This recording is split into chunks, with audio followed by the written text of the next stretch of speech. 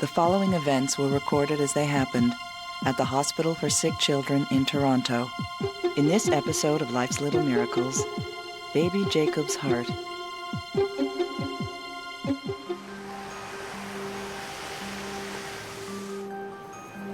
Marianne Swan is expecting her second child any day. 3 months ago, an ultrasound revealed that the baby's heart is severely malformed. Today, doctors will perform a final echocardiogram to assess the baby's heart and plan for his treatment. Yeah. I'm just taking a look at the baby's heart. So his head's still down? Head's down and the back is straight up to me. What you're seeing are the two upper chambers dumping into the same big lower chamber. So instead of having 4 chambers in total, the baby only has 3 real chambers of the heart. So basically the baby has a single primary ventricle that'll pump to the body. As a result of that, usually the babies undergo reconstructive surgery.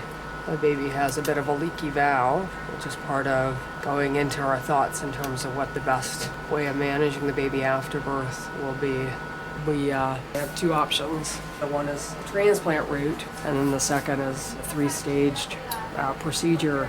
But at this point, we're a little bit concerned that the baby might be at a little bit higher risk to going down the 3-stage route. The information that we have would suggest that the baby would be probably a better heart transplant candidate. We'll see. The hard part is waiting first for the delivery. I mean, you could go any day. You could go any day for sure. Where's your brother? Where is he? My brother is named Jacob. But where is he? In Mommy's tummy. Yeah. He's watched a couple of Coming ultrasounds. back. Benjamin? He knows that Jacob's going to come out, and he asked every ultrasound so far. Are you taking him out today? So he can't wait. I need some more black. You gonna give him blue eyes or black eyes? What is he drawing? He's making a picture of... Jacob! That's Jacob in my belly, I guess. Yep, that's his moving part. Weed and game. Yep.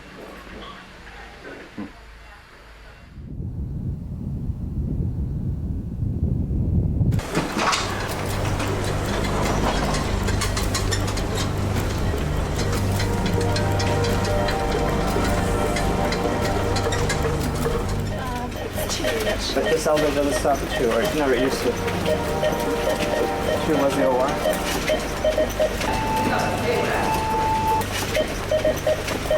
So we can't get right. Hold that elevator, please. Let's have a look at that. Yeah, thanks. Okay.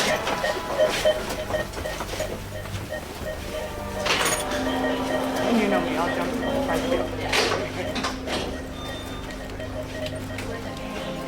Just to get the baby out. And to keep this hooked up, I don't see why not. Because when you bring the baby out, I'll even turn the isolator.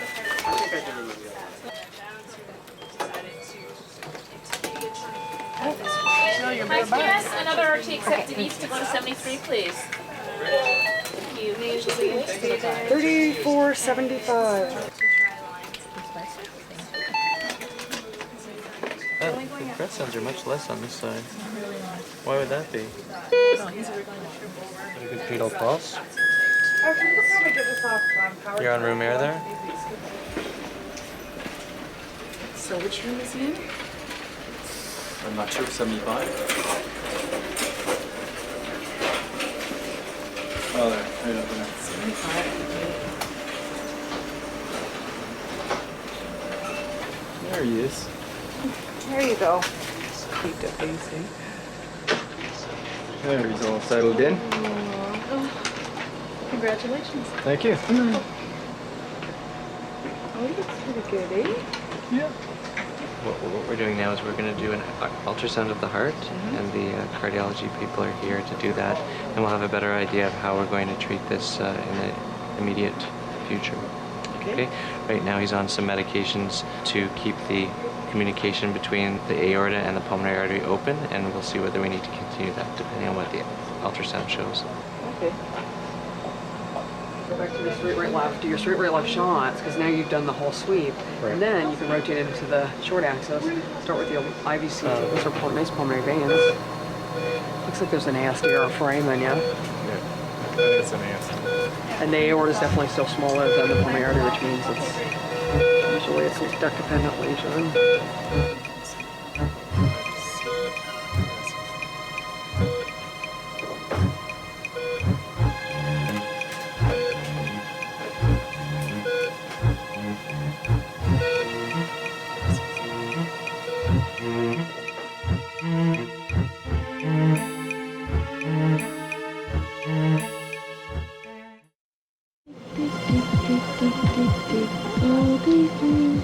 And when we dig, it's what we like to do. For when we dig, we always sing. When we sing, we chick-a-roo,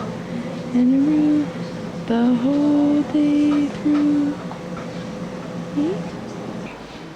But so I had my discussion with Dr. Van Arsdale, and we looked at Jacob's heart. We looked at the full postnatal echo, which, like I said, I mean, the anatomy was almost identical to sort of what we were thinking before birth. So in the end, we agreed that Jacob's heart disease would probably be better suited going towards a transplant and not trying to palliate his own heart. Having said that, he may force our hands to do something sooner. So we're going to watch him over the next few days. What we agreed is the surgeons agreed that long-term the better plan for him would be a transplant, and we all agreed that if a heart is available for him in a timely fashion, that would be the best option. Right. The problem is we may not be able to keep on top of him and manage him out several weeks if that's what it's going to require. So we do everything we can to prevent him from needing surgery before a heart becomes available. Say hello.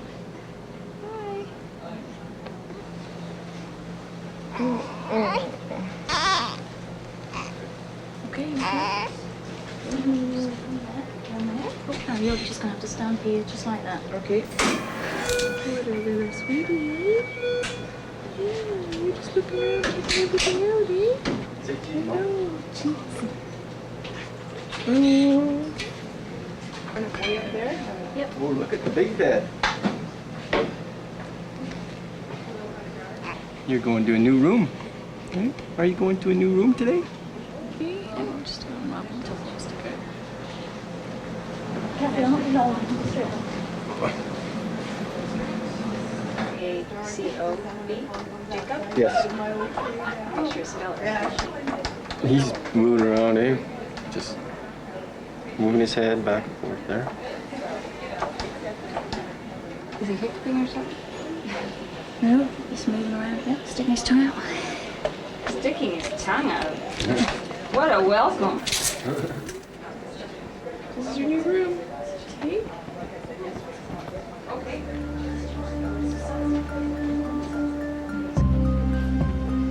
There you go. Are you gonna wake up, little guy? You're a tough little guy, aren't you? He's doing great. He's actually doing amazingly well for what, I mean, he's doing a lot better than what we thought. I don't know what my expectations are, so that sounds good to me. I know, I was quite worried actually in the first week to 2 weeks he would tell us something different, but he's managing. He's out and acting more and more, like a normal baby despite breathing a little bit fast. He's got a lot of blood going to the lungs, and that's why he breathes faster, but he's tolerating it, which is fantastic. He's certainly not acting like he's getting a lot worse, so he's managing with what he's got.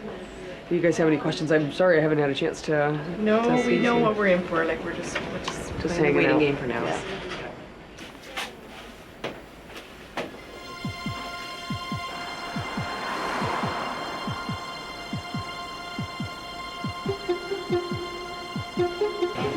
Okay.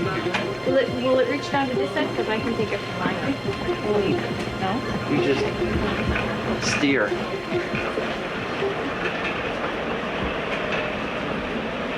What I'll do is the surgical waiting room is just down here.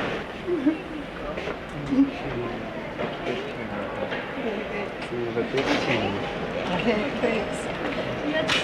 Just so that we look after you. Did you lose that? Okay, thanks. Here we go, pumpkin.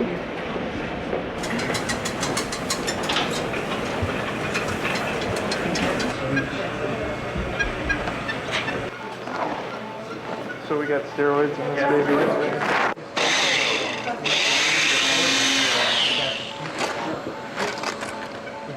Okay, shunt please.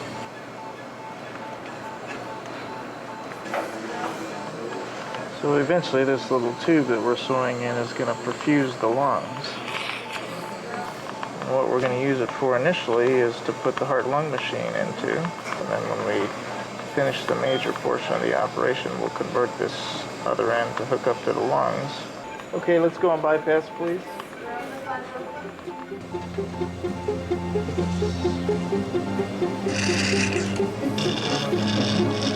And Piggy outside.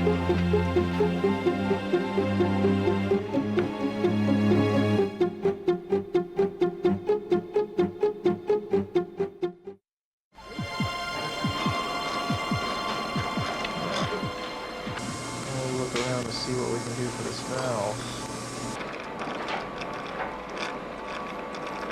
Hiccups. It's not the happiest heart I've ever seen. You probably get a bigger central loop. Okay, release the blood now. You ready? How did it go? That valve is The other one? has multiple fenestrations in it. Is that right? You know, at least a couple secondary orifices. Did some annuloplasty stuff around it, and I don't think it helped. The question is, did it make it worse? It looks like the same primary place that comes through. Push on in, push down all the way through it. Just make sure there's nothing farther down. I'm pretty sure I can't make it better. The only thing I could, if it's worse, if I take the stitches out, it should be the same as before. That's the only thing.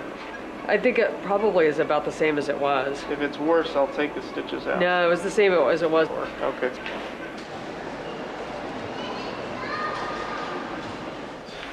We did what we planned to do, and the baby seemed to do okay. The heart seems to be working okay now. I worked on that right valve that was leaking a little bit. Unfortunately, it didn't make it any better. Okay. So we're still having to deal with that regurgitation.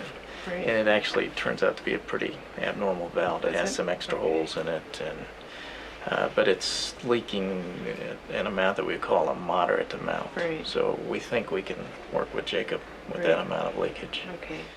I haven't used static record. Benji, if you had the chart last word, Right here, it's right there. Keep the ice? Yeah, keep the ice. Reason is time for most on the opposite.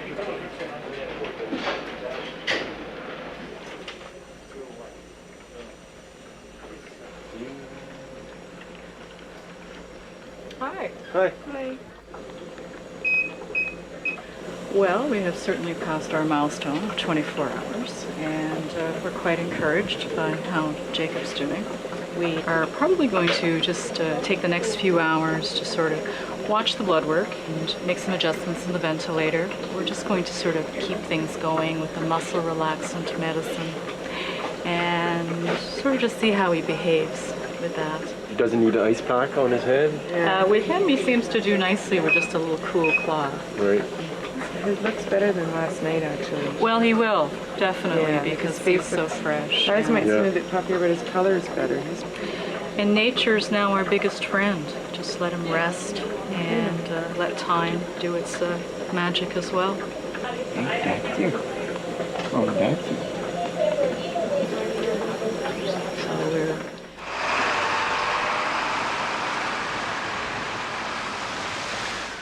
So in general, I'm extremely pleased with his progress. Good. Yeah, no, he's doing everything. Yeah, he seems like one right. thing at a time, eh? Like, No, absolutely. And and it's been a constant in the right direction, Mm. making positive steps. So he's really a lucky little guy. Yeah.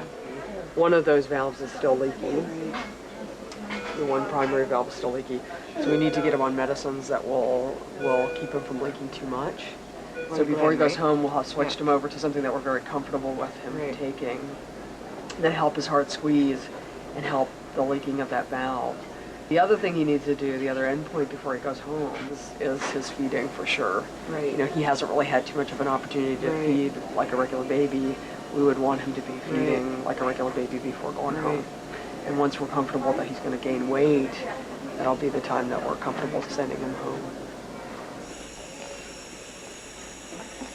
There you go. That's it. Oh. Oh, he drank a little bit that time. Oh, you okay? The gag reflex works. Hey? We have some progress to make still. I see.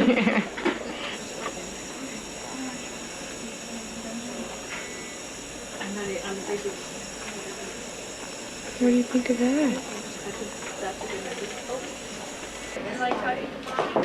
Jacob. Okay, so lay your hand.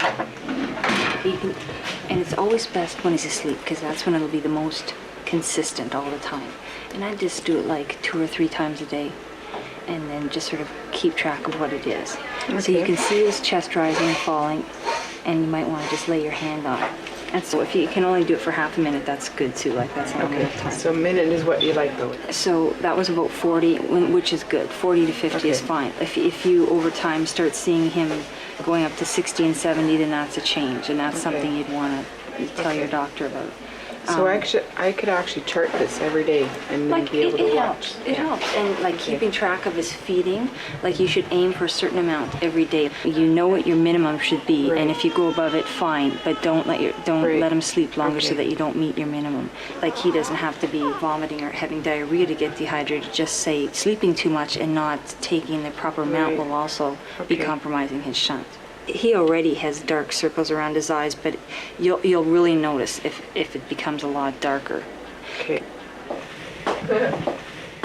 So our little friend is doing great. Yeah. Yeah. Are you feeling up for taking him home? I am. Assuming that he continues to do great overnight and you're comfortable, he'd be going home tomorrow. And then I'll see him in about 3 weeks or so. And then plan probably for his cardiac catheterization in another 6 weeks. I'm just starting to get anxious, I think, because I know I'm going home. It's like, okay, do I know everything? You know, what am I supposed to do? Yeah, but you'll have the home nursing, you know, it would be very unusual for him to do anything sudden. It would be more likely gradual, where he's either not feeding as well or he's not breathing as comfortably or whatever, and then we would see him. I know, it's pretty amazing, eh? Yeah, it's pretty amazing. He's been through a lot too. It's just sweetheart. Catching up to you. Yeah, I know. I'm sure it's overwhelming. I'm sure it's overwhelming and exciting and scary all at once. It's all at once, yeah. Absolutely. Absolutely. Okay. Sweetheart. And he'll be in good hands, you know. Okay.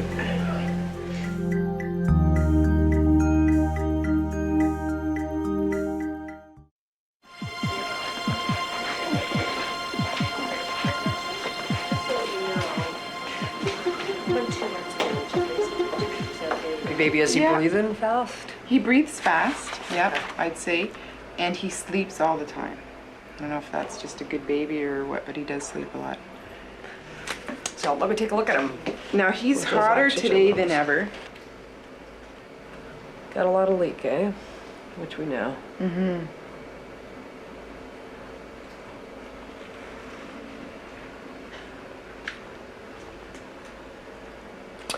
He's not breathing very fast right now. He's only breathing about 30 to 40. So the only thing that makes me a little uncomfortable is his oxygen level being a little bit low. What I may do is take him down and take a look at him by echo, eh? While he's so calm. Let's see if I can sneak him into the echo lab. Okay. Keep it on down. So hold on 1 second. Let me see if I can get a machine.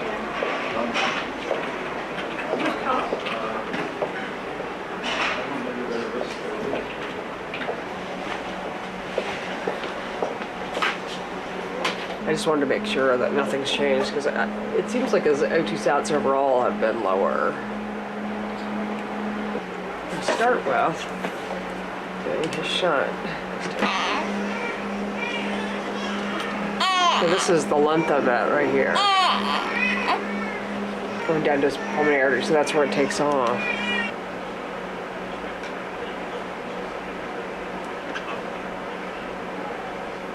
I'm a little suspicious that the shunt, that in fact the early part of the shunt is on the smaller side, that there might be a little bit of obstruction of the shunt higher up. I think I want to actually put him in sooner for the cath. I'm going to talk to Glenn on Monday about seeing how quickly we want to get him in. Jacob must now undergo a cardiac catheterization to determine if an obstructed shunt is causing his low oxygen levels. But I talked to him Monday about possibly doing him either next week or within 2 weeks. Okay. Jacob's condition adds risk to the procedure, including cardiac arrest. But if his shunt is obstructed, Jacob will need immediate surgery, or he will not survive. That's gonna happen.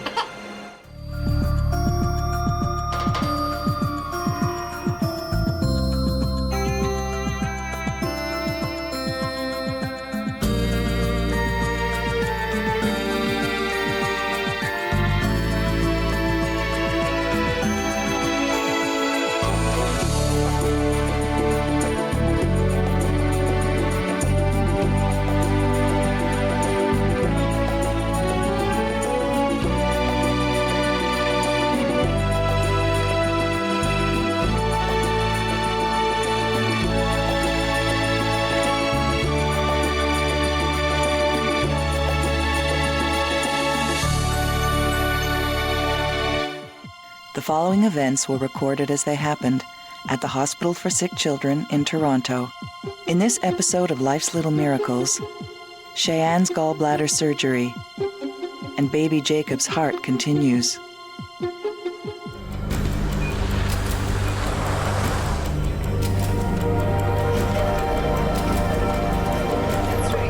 Hold that elevator, please. Jacob Swan was born with a severely malformed heart.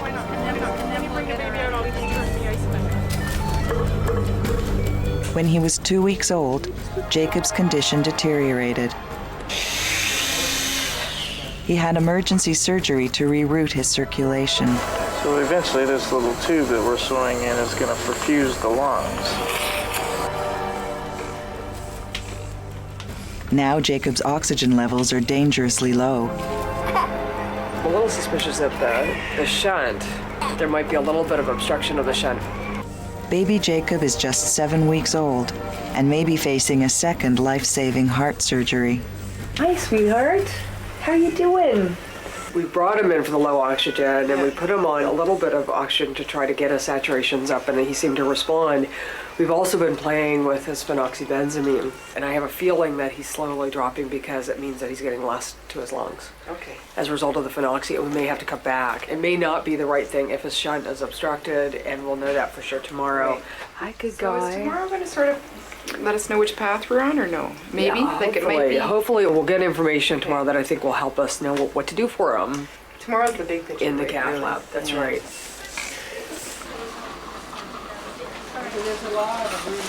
Okay, see you later.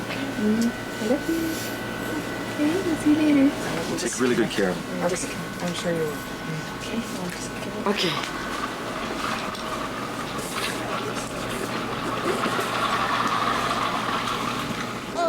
Good boy. Okay, so he's falling asleep now. Ross? Yeah. Now watch his pressure. Blood pressure just taken is 62/35. Okay. That 50. The uric status 75. 75. Yes. All right. So this is contrast then?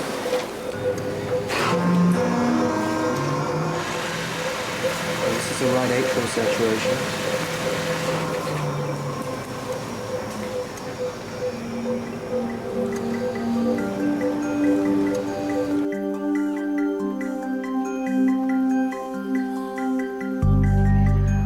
Six-year-old Shayenne has developed gallstones as a complication of sickle cell anemia.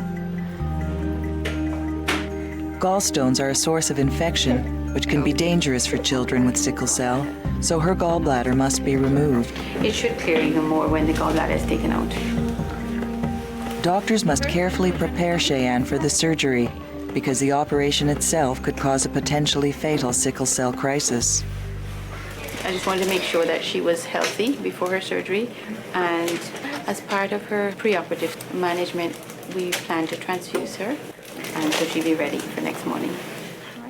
I want you to take a big breath. Here we go. 1, 2, 3, big breath.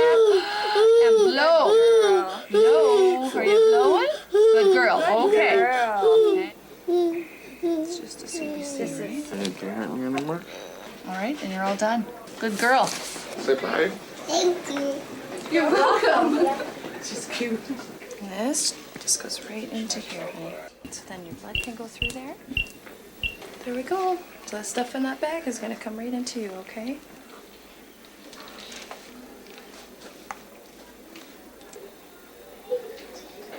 How you doing, sweetie? Okay. Good. So, got the blood going, and she hasn't had any more pain since the last time? Basically back to her normal self. I'll just briefly go over the surgery. What we do is we put a little camera in through the belly button, and then we use 3 small incisions that we put instruments through. And while we're looking with the camera, we can remove the gallbladder. Occasionally, when we're doing this kind of surgery laparoscopically, we have to convert it to a regular incision for technical reasons or because there's bleeding. So we would end up, instead of the 4 little tiny scars, we would end up with a bigger scar. Because she's got sickle disease, there's a risk of the anesthetic and a risk of having a crisis afterwards. Question that sometimes comes up is, if she's feeling fine, why do we need to do it? And the answer is that children with sickle disease can get very sick when they get gallstone problems. So it's really best to do the operation when they're well, because then the risk is the lowest. As long as the stones are there, she's almost like a time bomb. She's just waiting for it to happen again.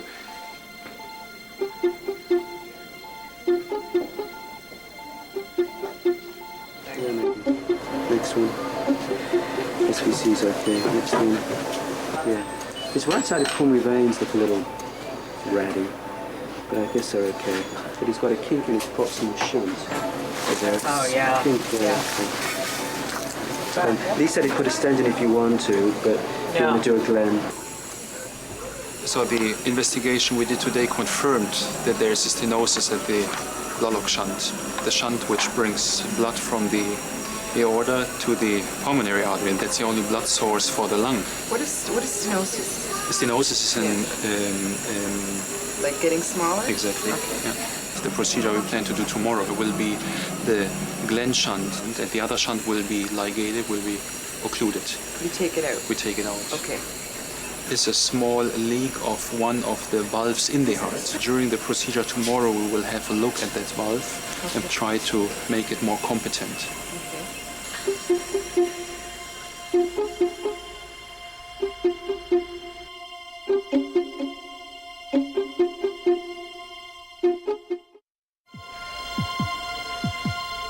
How are you this morning? Okay. Y'all ready for this? They gave you a little blood last night. Do you remember that? And a finger prick. And a finger prick. You know what we're gonna do today? What are we gonna do today? What told me. What are we gonna do?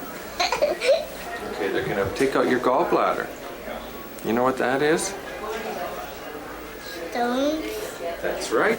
I suspect this will take 1 to 2 hours, and When? well, I hope 1 hour would be very good. I think we're as happy as we're gonna be. Shayenne, you want to give everybody a kiss?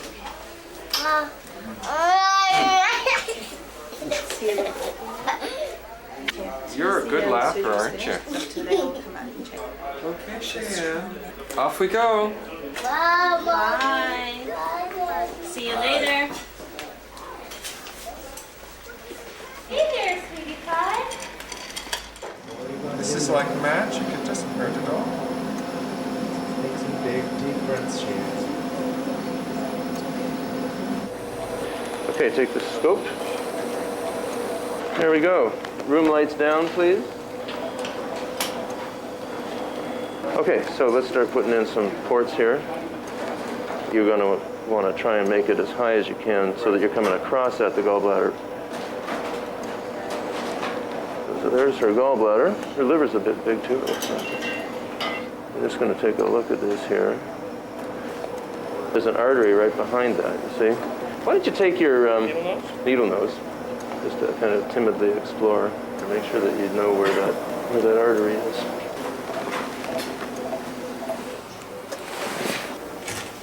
Hope nothing goes on. Hope everything's okay.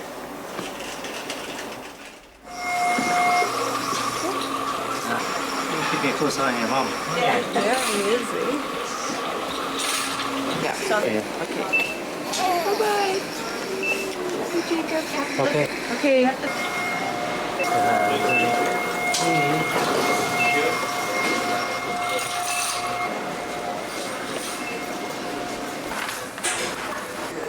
Okay to start? Yep. So since Jacob has a previous operation, he has a lot of scar. Just like there's a scar in the skin, there's a scar inside and around the heart. One of the things about these cases is the heart is stuck to the breastbone a little bit as well, and we have to open very carefully so that we don't injure the heart when we reopen. I don't want to get into that. Blood spurts everywhere, and it can be a real emergency. Okay, got that part done. Let's go on bypass. We'll look around to see what we can do for this valve.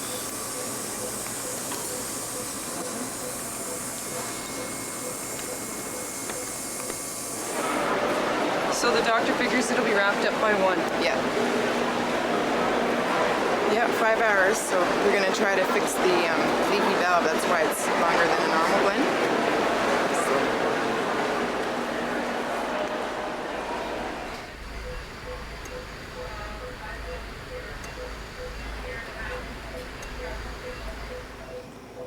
Can you roll now back the way you were again? Okay, so take the scissors. So we've disconnected it from its arterial supply and we've divided the cystic duct. Okay, everything looks good. Okay, so the next step is, can we get this gallbladder out through a 12mm port? There we go. Okay, so that's going up into the, yeah, so that's fine. That goes right through the port. So, okay, gallbladder's in here. Really not much in terms of stones. It always looks smaller in real life. Huh? We're all done. Everything went fine. She's doing great. There have been no problems with the anesthetic, with her oxygen or anything. She's just done fine. The operation went very smoothly. There was no significant bleeding. There was no injury to anything. The gallbladder came out through her belly button. We did it laparoscopically. And when she is completely awake, she'll go to recovery room. She'll have constant nursing, at least for the first 24, 48 hours. Just because that's, you know, when they can get crises the first few days. So we'll be keeping a close eye on that. She's a beautiful little girl. Thank you.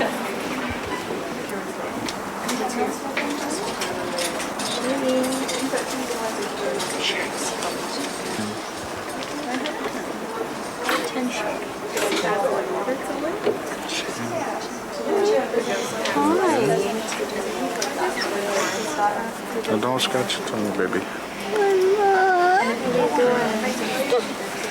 You okay? You okay? Okay. Just go see. Try and get a lot of sleep.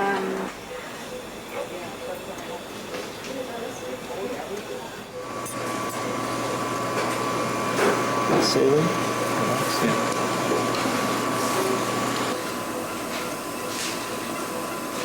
I'm gonna hook up to the pulmonary arteries now.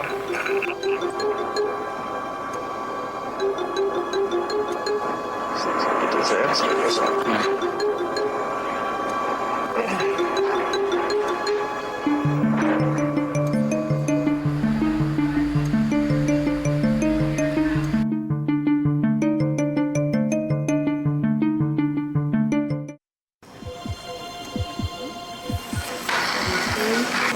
Bring it up, see if you can see his Glenn. So bring it up on the right side, angle round.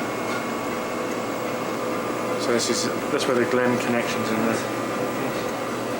the question that was asked was his valve, there was no leak. Fantastic. And it's got a flow orifice through it. Yeah. But there's no leak. And there's no gradient through here to worry about? No. Well, that's good. And he's got some mild PI, which he had before. Okay. And his function's fine. That's good. Everything else looks good. Thank you very much. You're welcome. Everything seems to be okay. We did almost exactly what we planned to do. I worked on that valve, and it's not leaking, which surprised me a little bit. We had worked on it at the initial operation, didn't seem to change it. This time I tackled it in a little different direction, and it's not leaking. It's very narrow, which is fine. And then we took down the BT shunt and did the bidirectional cable pulmonary shunt. And Jacob seems to be okay.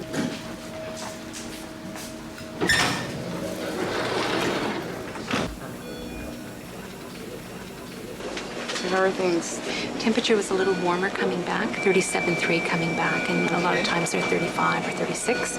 So we don't want it to go any higher because we don't want to increase the demands on the heart right away. So we've got a little bit of ice on. Now the blood pressure is sitting a little higher. We're just going to sit tight and just see how things, if they level out or not. We may need to start another medication for that, but we'll monitor just closely. Like phenoxy or any of those or ones that he was on? nitrile. Okay. They just look so beaten up, eh?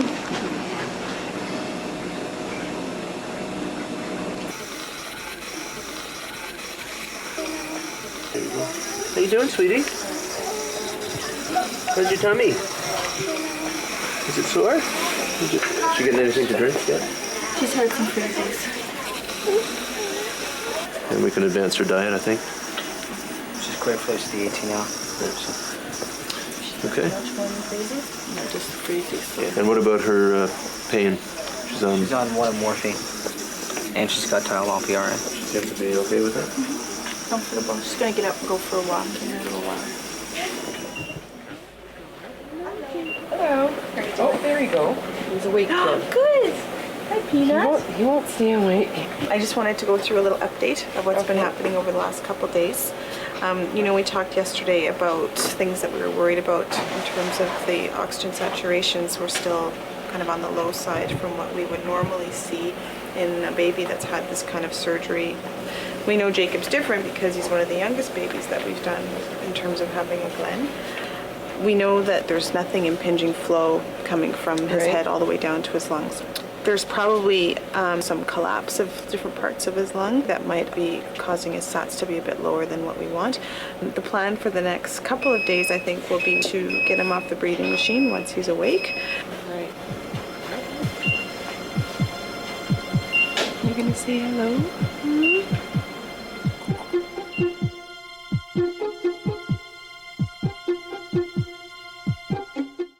Let's see if they work. Let's see if they work.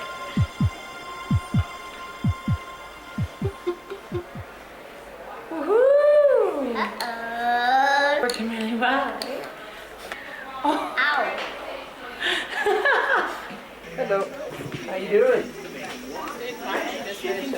You're eating pizza? Kids who are eating pizza aren't allowed to be in the hospital. That's what she said. She's like, you go home. She looks awesome. Can I look at your tummy? Is it sore or it's fine? It's fine? Good. She's not requiring oxygen anymore, right?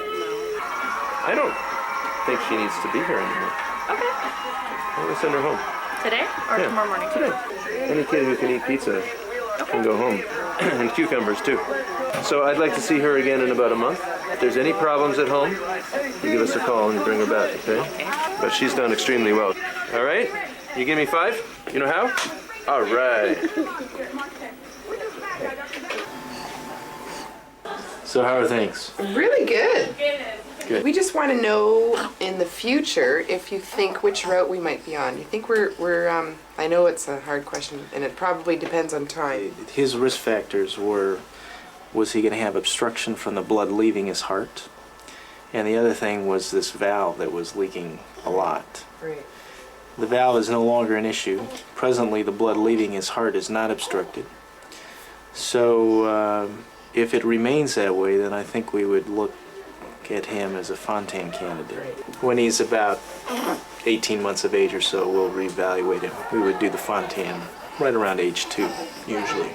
Sounds like everything else is good. Yeah. I think when he proves that he can feed okay, doesn't need the NG tube, and you don't have to deal with that, then he can go home. So is that going to be 1 or 2 more days? We just kind of have to take it day by day and see. Okay. And he looks great. I'm pleased. Yeah, me too. Did you hear that? Hey, we get to go home soon. Come in here, Shayenne. Hello. So she doesn't look like she's suffering too much. Oh no, full of energy. Good. She's back to normal. Can I see your operation? Please. So those are healing up very nicely. 1, 2, 3, and one hidden in there that you can't even see. So does your tummy hurt at all? No? You're all back to normal? Great. So that's it. She shouldn't have any more problem from gallstones. Shayenne has completely recuperated from her surgery. She will continue to be treated for her sickle cell disease. But now that her gallbladder has been removed, Shayenne is no longer at risk of suffering sickle cell crisis from gallstones.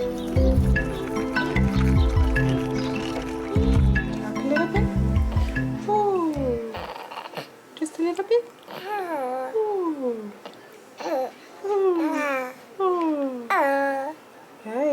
Now you're looking at Mom, aren't you? Nice meeting you, little guy. And I guess we'll see you in a couple of years or so? Yeah, couple years. Okay. Okay, so... Not before that. Oh, they're all outside.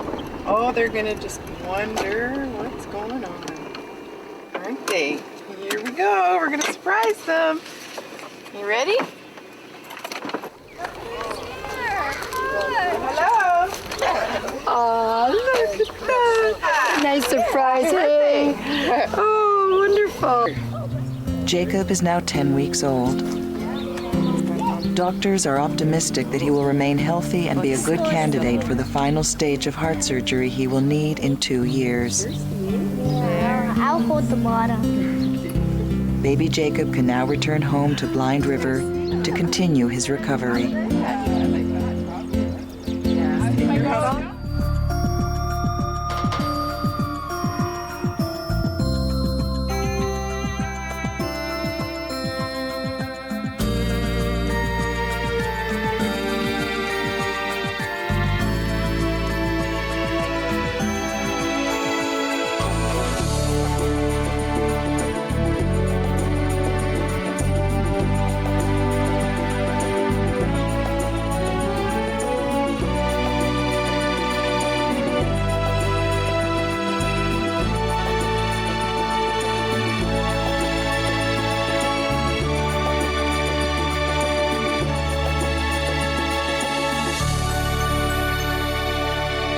The following events were recorded as they happened at the Hospital for Sick Children in Toronto.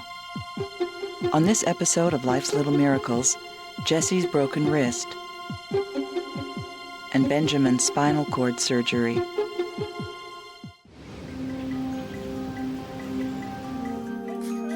Six-year-old Benjamin was born with spina bifida, leaving him paralyzed from the waist down.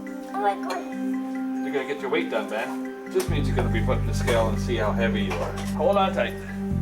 Doctors suspect that scar tissue from previous operations has caused his spinal cord to become tethered or stuck to the surrounding muscles and bones. As a result, Benjamin is developing scoliosis, a severe curvature of the spine. Sitting in his wheelchair will become more difficult and painful. Really hard, really hard, really hard, really hard. Today, he will have surgery to free his spinal cord and try to keep his scoliosis from getting worse. Okay, so I have to check you out from head all the way down to your toes. So I'm gonna start off with your head, okay? All the way down. Okay, well, it's gonna wrap this around your arm, and then I'm gonna give your arm a hug. Can you hold your arm nice and straight for me? Here we go. Give your arm a hug.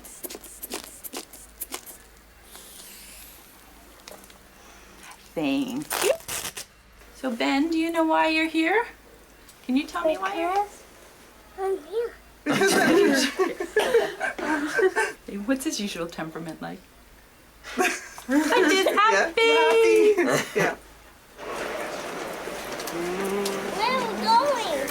We're going to visit the doctor first, Ben. Yeah. This is the waiting room right ahead here for your brothers. If you guys want to say goodbye to Ben and tell them you'll see him later. Ben. And then I'll take them over to the Big hug. surgical waiting room. Fine. Where are you going? I'm gonna go in there. Wait. Wait for you, okay? Okay? You're fun, okay? Okay. Okay. Have a hug. Smooch. Okay, see ya. See ya. Yeah, hold your hand. I know.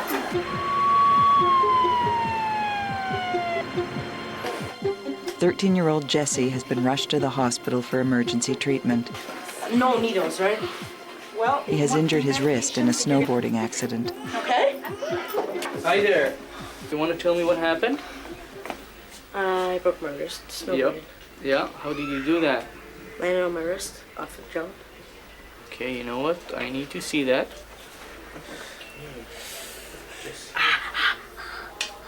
That is painful. Can you move your fingers for me? Just a bit, all of them. Can I see your thumbs? Show me your thumb. Can you move your thumb? Yes, it hurts. Good.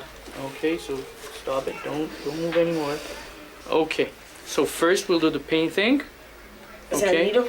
It's a needle. On the other hand, the pain that you have, yes, the pain that you're having here is much, much worse than the needle you're gonna have. Okay? What we're gonna do, we've already talked about starting the IV in your hand. My hand? Yeah.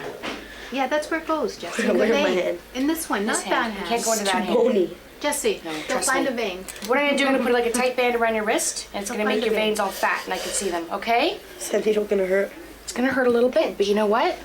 It's not gonna hurt as much as your arm hurts right now. I just want you to take deep breaths, and I'm gonna count to 3, and I'm gonna tell you when I go in. Okay? Don't count to 3. You don't want me to count to 3? Ready?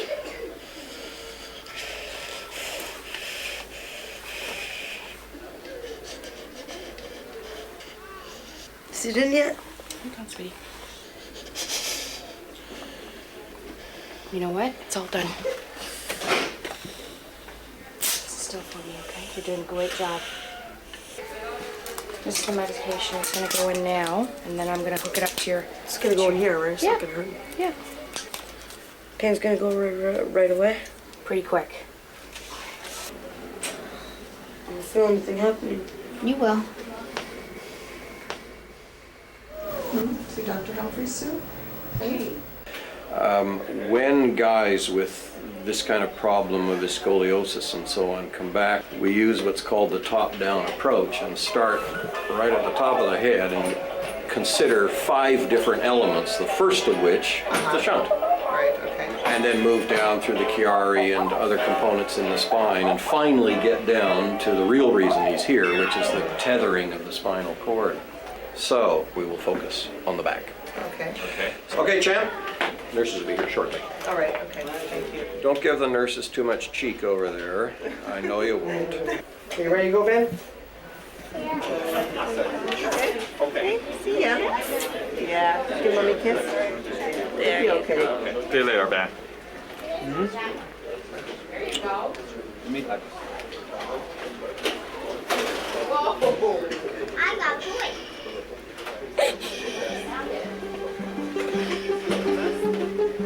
You're gonna put the mask over, you're gonna be going to sleep. Okay?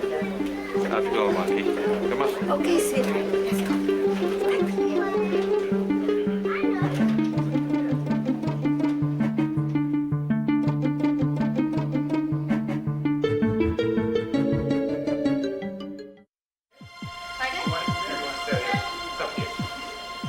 Do you want me to come in? Are you sure? Okay, the boss is spoken. Down we go. Good job. Okay. Fingers. We're gonna have to try to do is get your arm on its side. Okay? So do it the best way you can. I can't do that. You can't do that? For sure? I think so. You wanna give it a shot? If not, we could do it a different way. Okay, fine. You have I to mean, do if you that. can't, I'll I'm tell you not when it gonna hurts. force you. Hey, don't move! Don't move! That's what pictures we're gonna take. When am I gonna get my cast though? I mean, I don't know. Okay, can my mom has to know though, right? Yeah, your mom will find out when you do. Is it bad? I can't tell you. What do I have? Did I tell you? Jesse, morphine kicked in faster than what you think. I don't know what you have, Jess. A broken wrist. Okay. He does your work. What do I have? Hi there. You have Let me show you. Okay. Is it bad?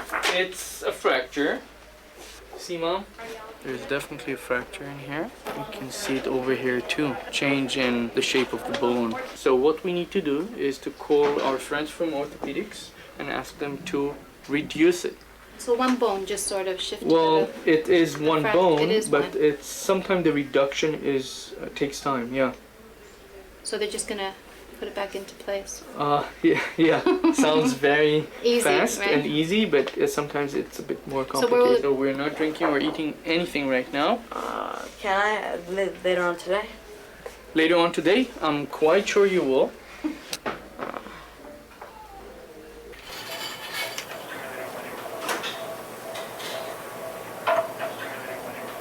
You can see the difficulty when the scoliosis develops. Notice where the cord is running. I mean, it's arcing like a bowstring. That is the cardinal feature of the tethered cord in any circumstance. Okay, let's get going. Yeah, I would start about there and come down. Have to create a huge wound to find normal tissue to eventually come down on the target, which is in the abnormal region.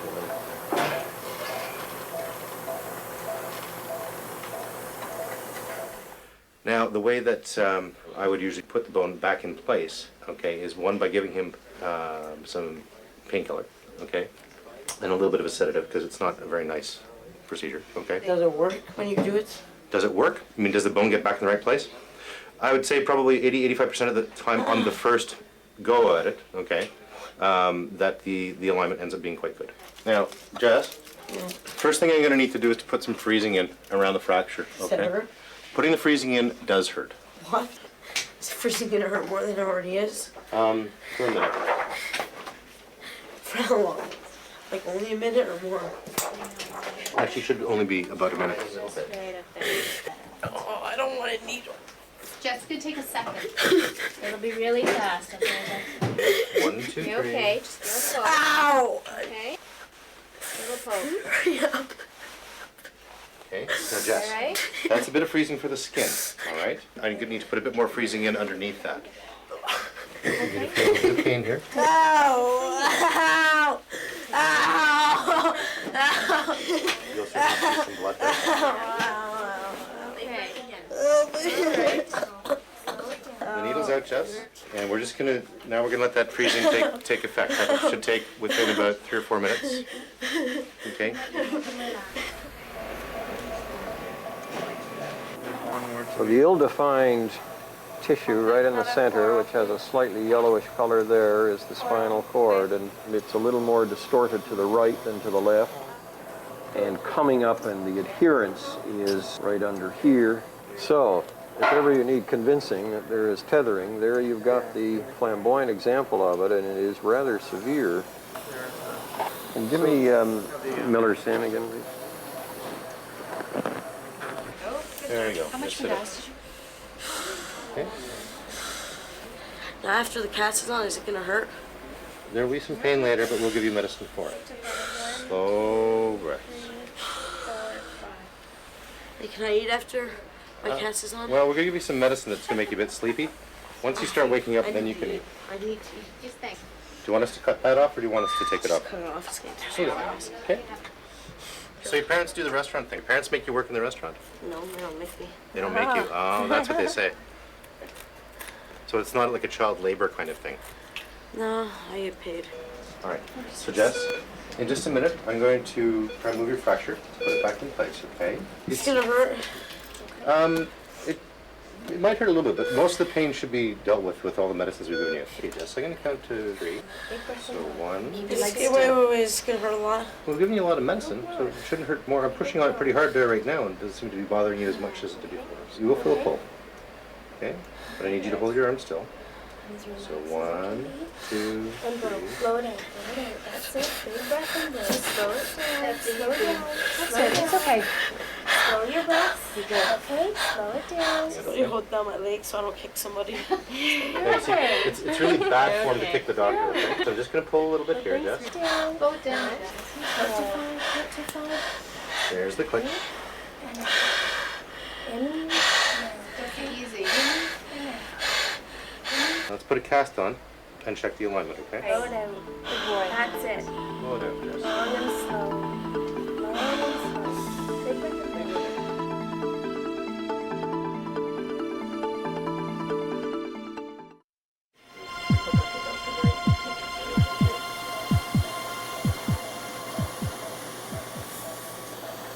That looks pretty good.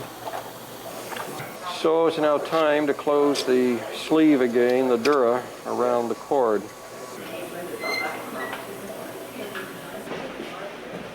So we have been able to dissect around the portions of the original spinal cord and free it up so that previously it was arced like a bowstring right up against the back of the spinal canal, and now it's down in where it should. Is there any chance of reoccurrence with a tethered cord still then? Or? Sure there is. Is there? Sure there Okay. is. Okay. Having done it once, the chance of it happening again are 20 to 30%. Hi. How are you guys? There, this guy's waving. How are you? Are you okay? Hi. He's good. Yeah, it's Oh, I'm sorry? Is that normal for him to Well, be he's a so little bad? warm, so I guess they kept him nice and warm in the operating room, which normally they come in very cold. Well, right here, Mommy's right here, honey. I'm surprised he's on his back right away. Is that normal? Mm-hmm. Okay. We do back side to side rolling, like log Okay, rolling, just to keep okay. his spine straight. Okay. Yeah, what we have to do is shape the cast a little bit. Hurt a bit? We're going to send him for another x-ray. Okay, check the position of the bone. I mean, there's a possibility the alignment may not be exactly as the way we want it. The x-ray is the only thing that will actually show us that. So we may have to go through part of this again, but Okay. take it one step at a time, okay? Hopefully it'll be fine. Up there or in here? Just like you Morning, guys. How are you doing? Are you having any discomfort in your back? No. Okay. Do you mind if we just roll you over to take a look at your back for a second? Are you awake? Are you awake for that to register? Huh? You got Sorry. a thumbs up, you missed it. Yeah. Oh, that. Okay. Okay. That looks great. The one thing I was just wondering with going back to school, I was figuring like after March break, and I guess just pretty well as tolerated, or? Yeah, pretty much is tolerated. I mean, he's going to get tired when he's sitting up for long periods of time from the operation. Kid will get sore in the back. You could probably start part-time and see how he does and then work up from there. He'll tell you. Okay. You'll know. You know, he knows best and you know best, so. Okay? Okay. Okay, Benjamin, take care. Are you waking up, Mr. Jess? Yeah. Is Oh, my arm cool. better? Is your arm? It looks better. All right, so Jess, just for your own edification and interest here, here's the before. See how that piece of the bone is sitting out on the side here? See how now it's all in the right place? Do you see it? Okay? I have some instructions to go over with you and your mother. The most important things are one, that it stays clean and dry, okay? Nobody can sign it tomorrow, but after that people can sign it, okay? Your mother is the first person who's allowed to sign it. Got it? Okay. If you want to have something right now, drink some water. Can I drink some iced tea instead? No water. Oh my god. Oh, but water's just plain and boring. Apple juice, that's all we got. Perfect.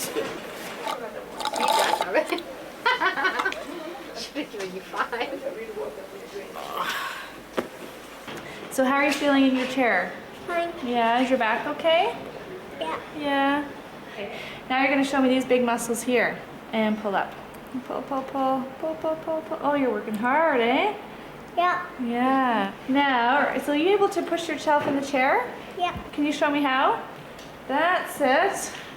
So you need to just increase his tolerance sitting up in the chair again so that once he gets back home, then he can tolerate sitting up in the chair for the full day again. All right. The main thing is we want to just make sure that he was able to get up into his chair and he was comfortable.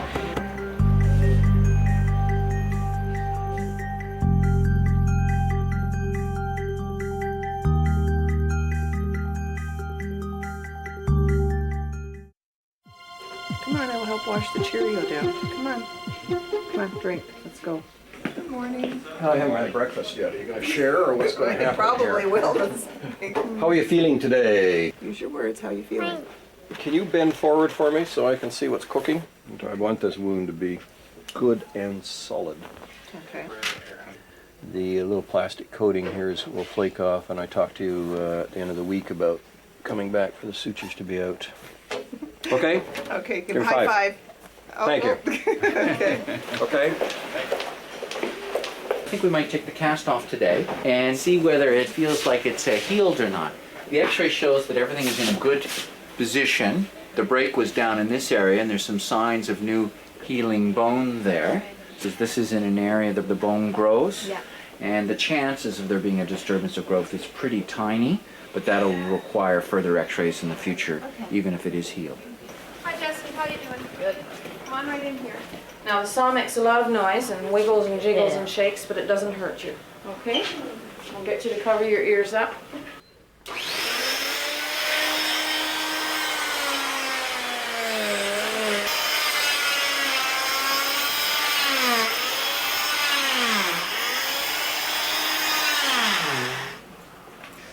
Now, gently, gently, gently. I'll give you a clean piece of towel. That's weird. Now, please don't scratch it. You don't want to make it bleed. Is it hurting? No, it just looks weird. How's it feel down here? Can't feel any pain. It hurt you? No? I think it's okay to leave him out of the cast because I think it looks like it's healed. You're not ready to go back to sports yet. And the reason I know that I can trust you, because if you go back to sports and fall, it would break in the same spot. And then you would be back in a cast again. And you don't want that, do you?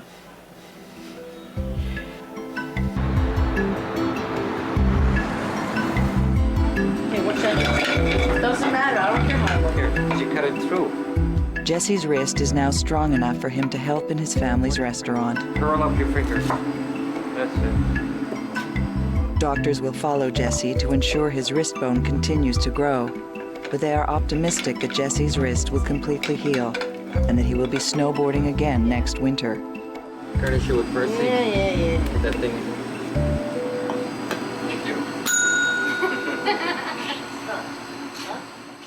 Are you excited or something? Yeah. Yeah, get those stitches out. So where does he stuck The top. So maybe what we'll do is we'll start at the bottom to get rid of those ones so that in case it... I can get rid of them? Okay. Okay, hold still. Stay still another minute, okay? Can I cuddle you? Yeah, you can still cuddle me. You're doing great. We'll just get Dr. Humphries to come back and have a peek at the bottom part. When we get to what's called the second age of spina bifida, scoliosis is one of the manifestations of the scarring. The longer-term question is, will it correct somewhat now that the tension has been taken off the spinal cord down here? It's a waiting game to see what's going to transpire with respect to the curve. Did you get all that in okay? There will be no exam on this. You'll be happy to know. Oh, I'm glad about that too. And me too. Gonna drive on the roads? Oh no, oh no. Oh, you almost fell off. Oh. Okay, we're going. And boom! Benjamin has now fully recovered from his surgery. Doctors hope that freeing up his spinal cord will keep Benjamin's scoliosis from getting worse, and that he will be able to continue to enjoy activities like playing in his wheelchair without pain.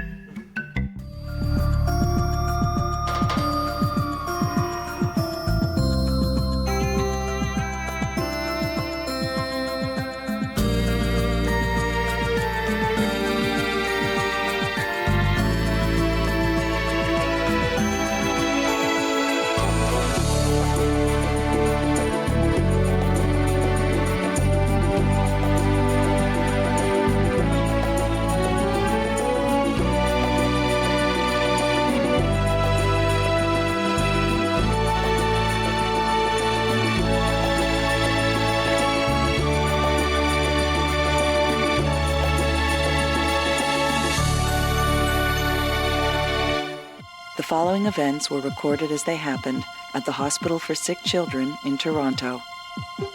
In this episode of Life's Little Miracles, John's kidney transplant.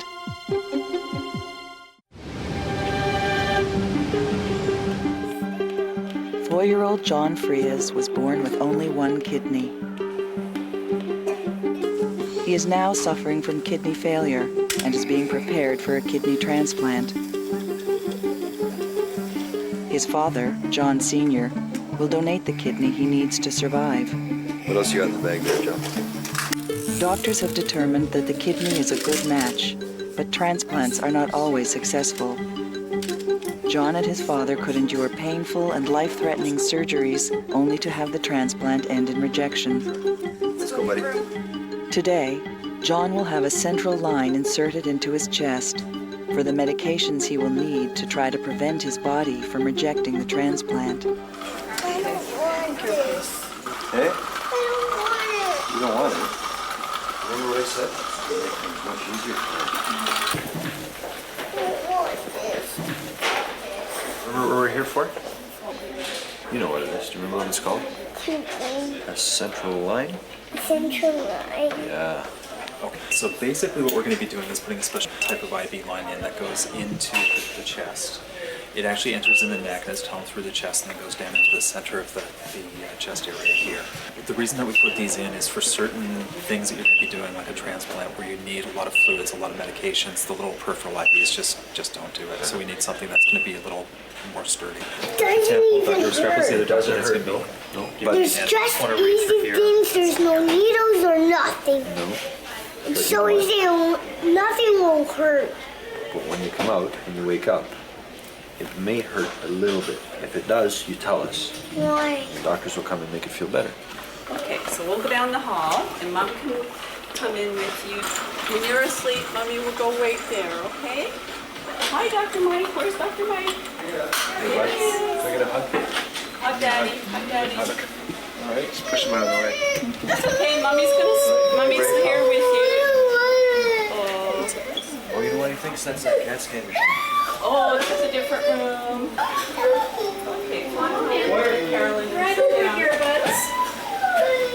It's okay. Okay, buds. We need to put some monitors on you. Good boy. Lie you down, honey. Got a little funny little donut. Just rest your head there. Close your eyes when you feel like it, okay? Now I'm going to give you a kiss. Okay, he's asleep. Thanks for your help. Just hold it out. Just hold it out. That's good. Oh, no. He's straight right now. We use ultrasound to go in at the neck. We have 2 little incisions.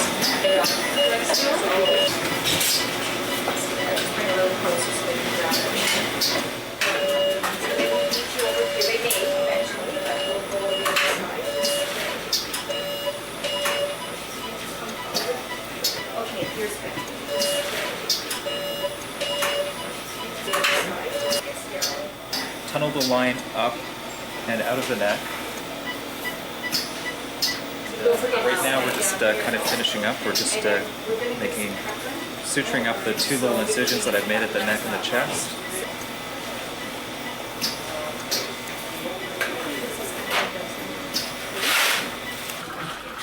So he'll take a little while to wake up.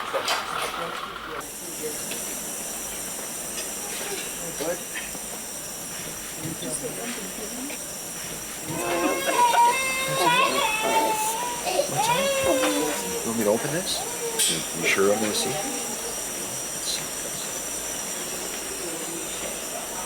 There you go. Look at that, eh? You know what all that red is?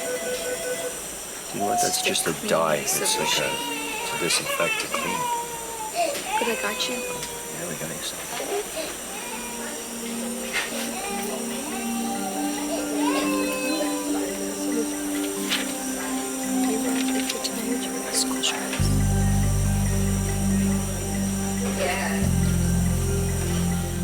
Okay, now take a listen. I'll watch it for your nice new line. I can hear your heart beating. I can hear your lungs working. They're working well. They're pretty clear. I like that. I know. You know. How does this feel? Does this hurt? Your new line, does that hurt? It feels okay? We're gonna use that? Yeah. Yeah, it's good. How are you guys? Good. So. You doing okay? Yeah. Good. Everything go okay yesterday? Yeah. Yes. What about John? Have you got some questions? You tell me what's going to happen tomorrow. What's happening tomorrow? The kidney's gonna be gone in my stomach, not Dad's. That's right. Your dad's kidney. Your dad's kidney's going to be here. Where is it going to be? In your body? Where are we going to find room to put your dad's kidney? Do you remember? Right there in your tummy.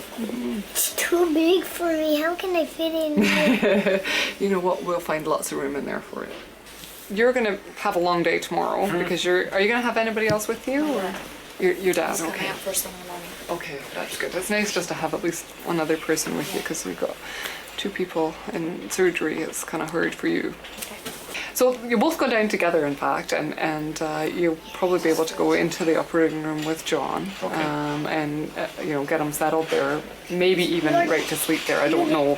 Sometimes they are able to do that. Sometimes they aren't. But once you're both asleep, one of the nurses will come out and let you know that that induction part's over and the operation has started. Are they going to check his other kidney to see if it's how damaged it is? Yeah. No, they won't do anything with these other kidneys. They'll just leave it. They just leave everything leave it there. Yeah, Okay. yeah. But it's better to leave it in because if the kidney doesn't work for any reason, if the transplant kidney doesn't work for any reason, then he still has his own kidney at least to do some of the work. Yeah, exactly. Dr. Corey had mentioned to me, he says, your son's going to heal a lot quicker than I will. For sure. Laying in there going, For sure. They're going to cut some major muscles. It's going to be, Yeah. For you. So I mean, even the kids who've had a kidney transplant and the kids who've had a kidney taken out, the kids will tell you that having the kidney taken out is more painful than having the kidney transplant. Okay. So you're gonna feel really sore tomorrow. I bet. You are. I bet. Like you're gonna come out and you're gonna think I've never felt like this before. You're gonna feel like the stitches are breaking apart. That's what it's gonna feel like when you first wake up. And you're gonna also feel really shivery and cold and when you first wake up. So that's the normal, that's what to expect.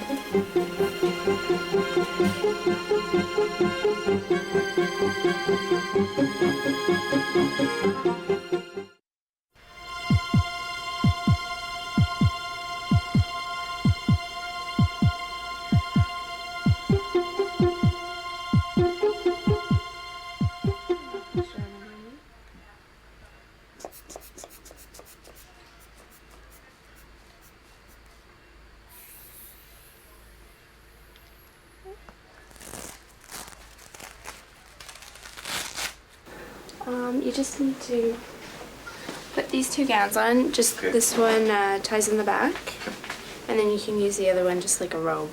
Okay? There you go. Great. You're welcome.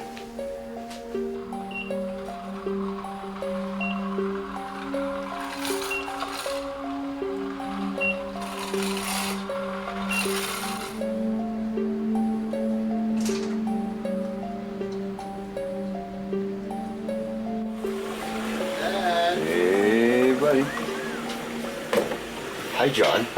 We have the same thing. Good morning. Mine is blue. You had a good sleep. Mine is blue.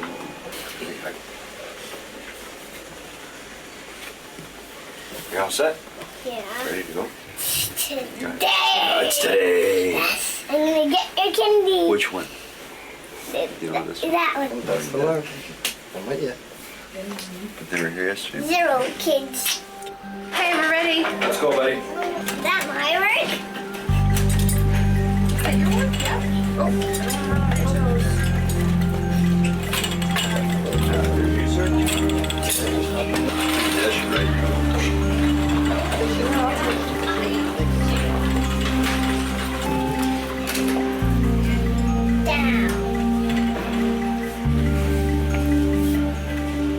Hello there. Morning. Hi. This is John, is that right? Yeah. Okay. Nice to meet you. Pleased to meet you. Nice to meet you. I'm Dr. Evans, as Dr. Wilson pointed out, and I'm going to be anaesthetising John this morning. Okay. We give him painkillers during the case, normally they're morphine, and those will be continued afterwards, and those are trying to make sure when he wakes up he's nice and comfortable. How are we doing? Hi. How's my friend? How are you? Are you in good shape? Actually, I'm going to be partially both of your doctors today. Just want you to put your mind at ease. That I have two whole teams of people, and I'm going to sort of be part of each one. But I want you folks to know that we're not going to abandon you in the middle of it. All right. Okay. Have you got any questions? We've been talking about this for a long, long time with your young man. Yeah. Any more questions that you want to ask at the last moment? No, I think we're... And how's my young friend? How are you doing? Good. You going to be brave? You told me you were going to be brave last week. So make a deal, shake my hand. Okay. Off you go. And you're going to be all prepared to try and relax, do your best to relax? I'm trying. Okay, the nurses will come and have a chat with each of, you're confusing everybody because John and John. But we'll keep track of everything. Okay. Okay, we're ready. Nice one. Hugs and kisses. Okay. You be strong, like you always are. Come on, bud. You, hey, don't forget. We'll be resting. You'll be strong. You're my. I know what it is. Is it with my arm up here? There, bro. I like this. It's a trap.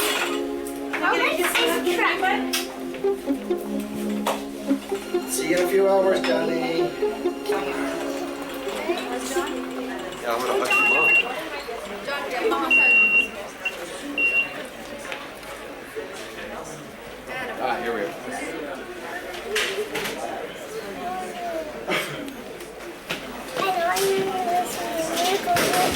That's right. Right. Right now? Can you? Oh, yeah.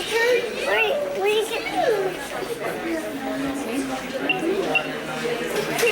Let's go, John. Okay.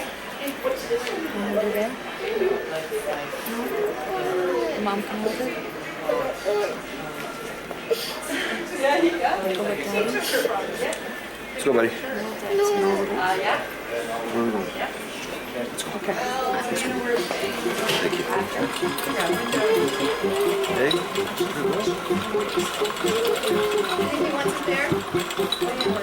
No. Keep your spare for after. Right, Joe? Come out, you get your bear? We're going to go to the right.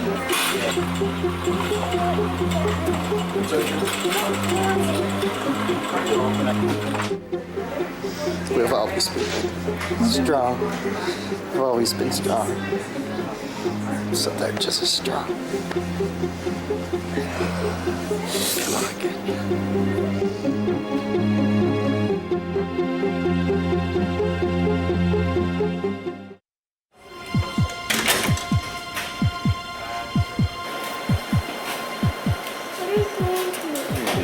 Just put the middle lines. You're a little bit of happy medicine, that's all. It's the happy duck. That's it. Hold that hand.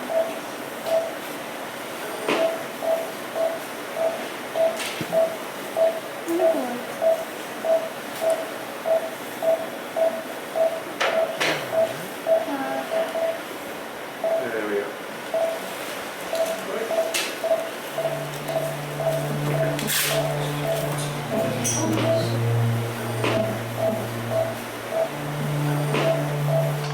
So we're just around the other corner.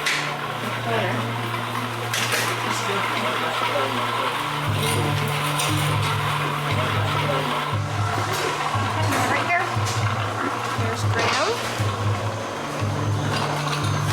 See that? You handle this pathetic pillow. The pathetic pillow. Designed for individuals not quite of your size. Just you bring your hand up to here, right? That's fine. I'm just going to take this off. Now, all we're going to do is just going to inject some stuff into the little end, the end of this, okay? So the needle is not going anywhere other than there. Does that feel okay going in? Yeah, so far so good. Nice. Give it a you might feel a bit of tingle in your hand. Okay, but this is the stuff to send you off sleep anyway. This is the sleepy stuff. It is? Okay. Oh yeah, it's working. I'm sure it is. Okay. Great stuff. That's doing really well. This must be a lead.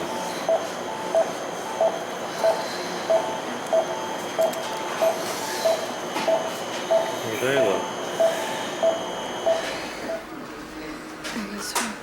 I don't know which way we're supposed to go. We'll go this way. We'll go this way. Good morning. How are you? Good. And can you tell me the doctor's name, please? Dr. McClory. Dr. McClory. Here we are. Is this for John? John and John. Yes. Okay. And your mum? Yes. And who else do we have It's my here? sister-in-law. So Aunt. Okay. And then we have. So John went in just now, I guess, just a few minutes ago, about 8:15. And the doctor's allowed 7 hours for the procedure.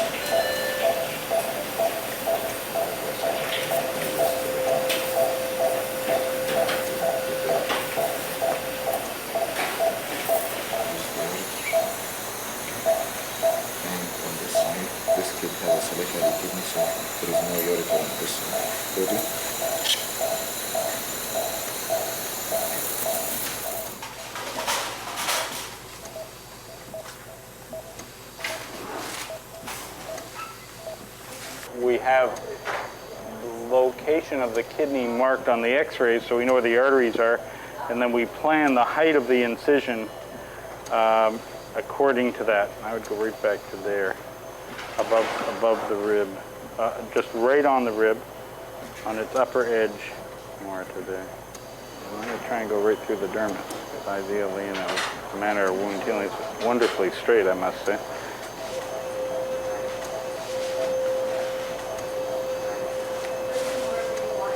So in these operations, we cut through the muscles in the side of the body, come in 3 separate layers, going from the rib to the middle of the abdomen, and the incision has to go through these muscle layers.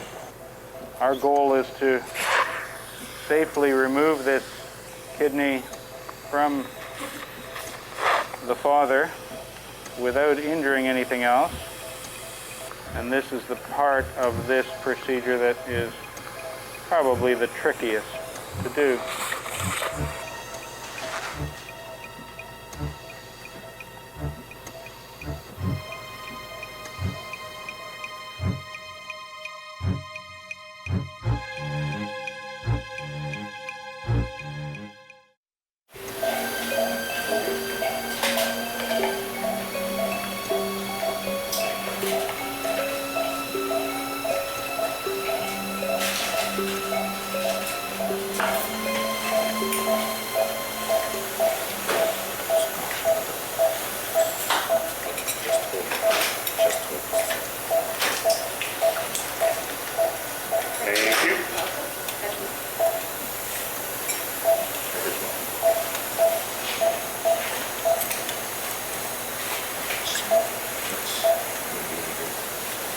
Not these?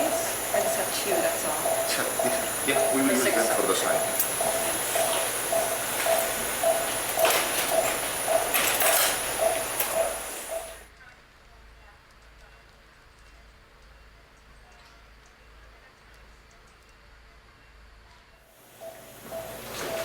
You want to make sure you don't let the ureter float in there.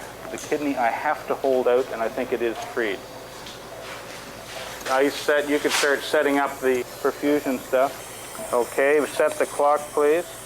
Get the large clamp ready for me. Then I'll want the vein clamp ready, large clamp. Vein clamp, pickup. Trying to get that vein loop out of there. I'm now holding kidney. I'm safe to hold kidney. Peek the sucker in there and move that. We're in good shape. We're in excellent shape. D-Martel scissors. Got it, no problem. Coming over to you. I got it. Free my light, please. Run the perfusion stuff, please. Okay. We're putting the perfusion materials, those are 3 veins. Now cover up some of the kidney. Is it running? Can we get a run? It's not running worth a damn right now. But you'll see the whole kidney is going white.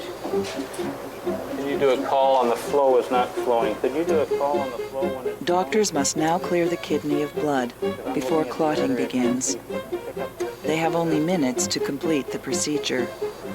Now we're in the vessel. Now we're in the vessel. Now tell me what the flow is doing. If doctors are not successful, John will not get his transplant, and he will lose his best chance for a healthy kidney. Anytime.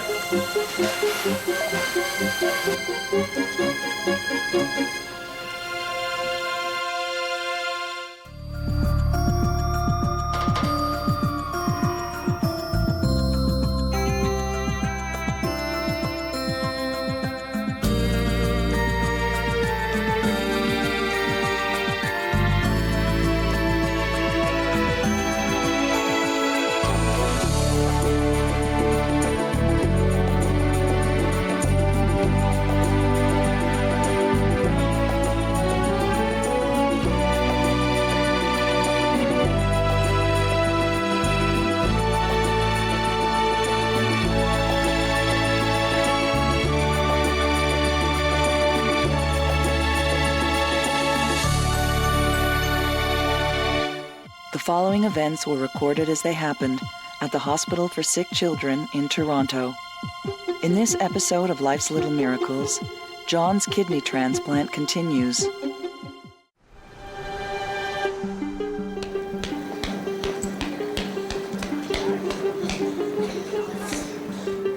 Four-year-old John Frias is suffering from kidney failure and needs a transplant. John's father is donating the kidney he needs to survive. That's today. I'm gonna get your candy. The kidney is a good match, but John and his father could endure painful and life-threatening surgeries only to have the transplant end in rejection. Just put the middle line. After 3 hours of surgery, John Sr.'s kidney has been removed. I got it. Coming over to you. Doctors now have only minutes to clear blood from the kidney, or the transplant cannot continue. It's not running worth a damn right now. And John will lose his best chance for a healthy kidney and a better life. Could you do a call on the flow when it's flowing, please? Because I'm looking at the artery, I can't see. Pick up the edge of the vessel. It's not running worth a damn right now. They are very good. One is Dr. Nod. You got it.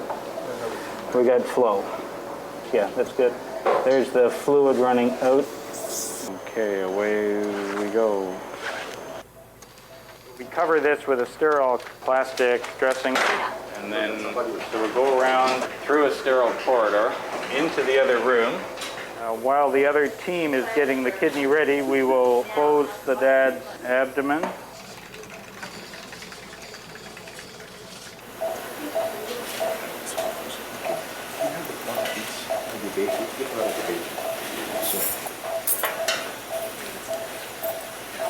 And we have 3 veins. This is the first one. So what we've done with your husband is that we've removed his kidney successfully. Had no surprises. The anesthetist reports that he's happy with his status, and the kidney's been removed without any untoward events, and the wound is all closed up, and he'll be moving across into the recovery room shortly. Okay. I took the kidney around into the room with John, and we're just making some fine adjustments on the blood vessels to that now, and he's all set to have us put that in, and that's what we're going back to do now. Okay. We're just setting up the plan of sewing up these vessels. In the little boy, this is the vein side. This is the major vein coming up from the right side of the body. Okay, now we'll orientate the kidney by the boy. That's the ureter there, so I think we want to go the other way. It looks good. Okay, away we go.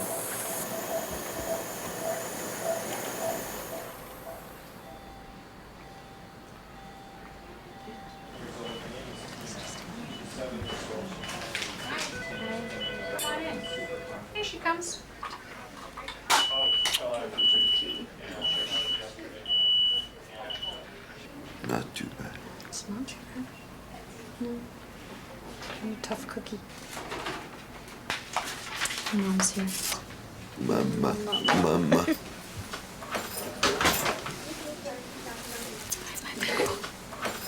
Okay, put the brakes on.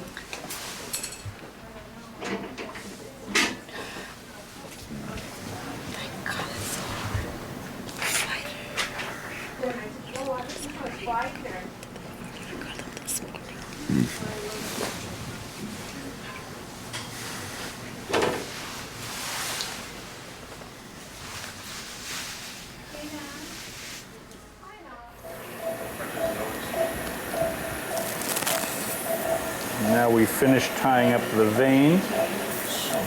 Carefully and steadily release the vein first. And there's the artery supply to the kidney opened up. And you can see it pinks up right away. See blood flowing backward. Okay, I got my finger on it further right here. You take the sucker over here so you can look. Where you're going now. Yeah, I see it. Pick up, please. There's definitely something. Let's get another 5 already. Pick up, please.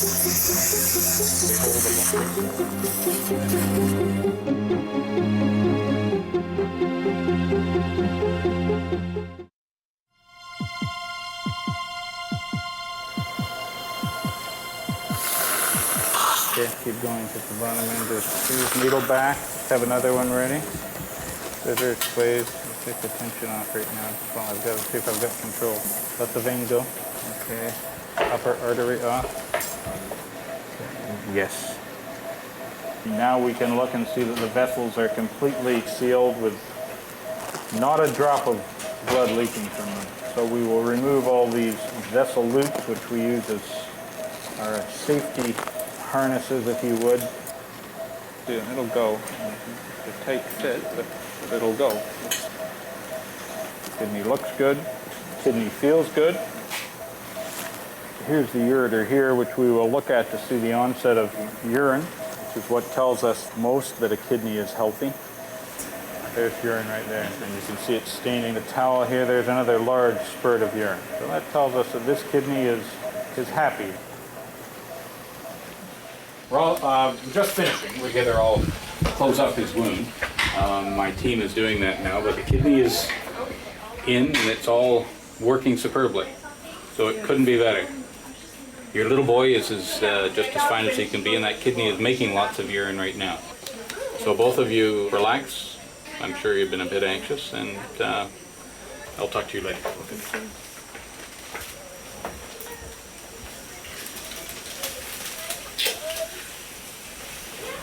Is he awake?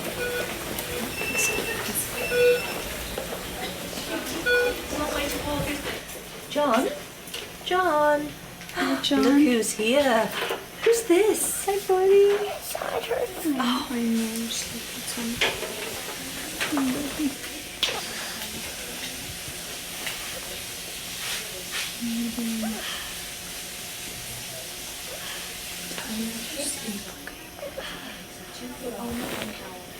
He's on a morphine infusion. It's going to keep him nice and sleepy, and hopefully he's not going to feel too much pain. Yes, he says his side hurts. It does. Now, so the kind of magic balance is he's told you that, but he's gone right back off to sleep again. Yeah. So hopefully it's, yes, of course it's going to hurt after everything he's just been through, but hopefully that will be enough to keep him nice and settled. Okay?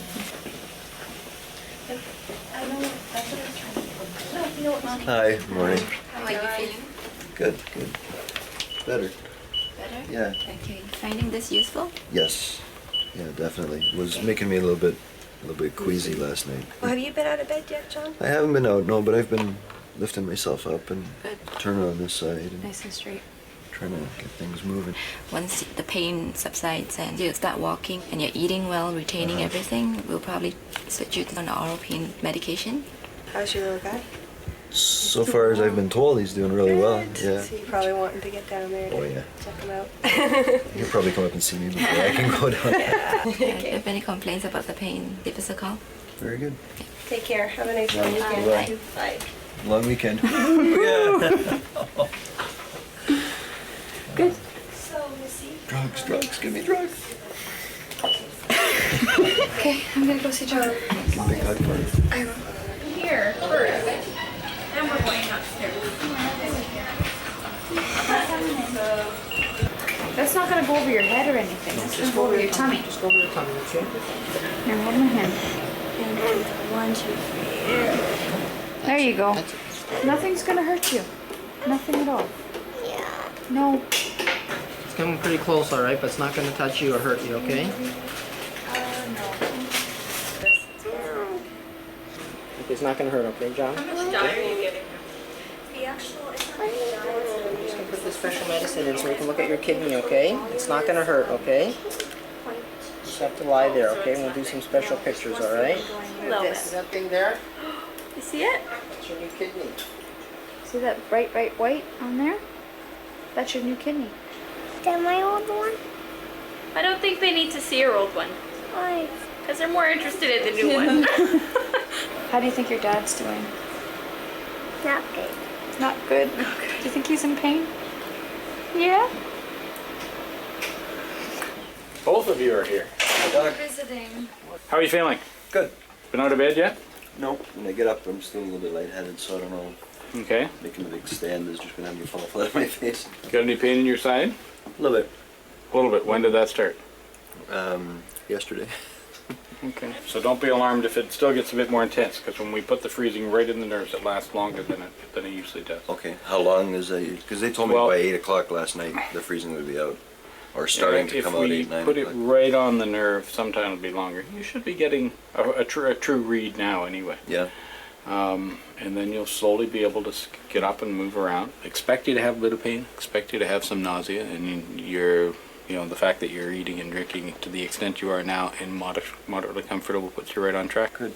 You got any questions of me? No, I just on how it went with my son John. Everything went superb, really well. Good. Couldn't do better. That's what I told you yesterday. Yeah, I really remember did. that. I know. Surprisingly, I know that. So we still got to keep our fingers crossed. Yeah. We still have the next challenges of the immunosuppression therapy for him. Good. Okay.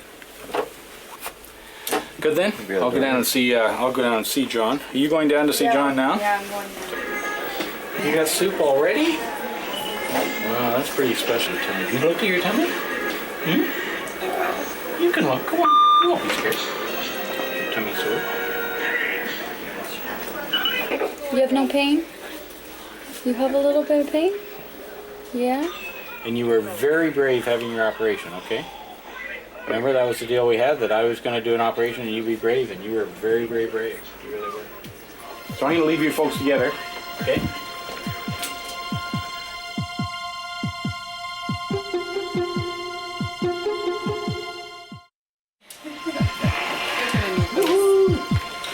Let's go see my boy.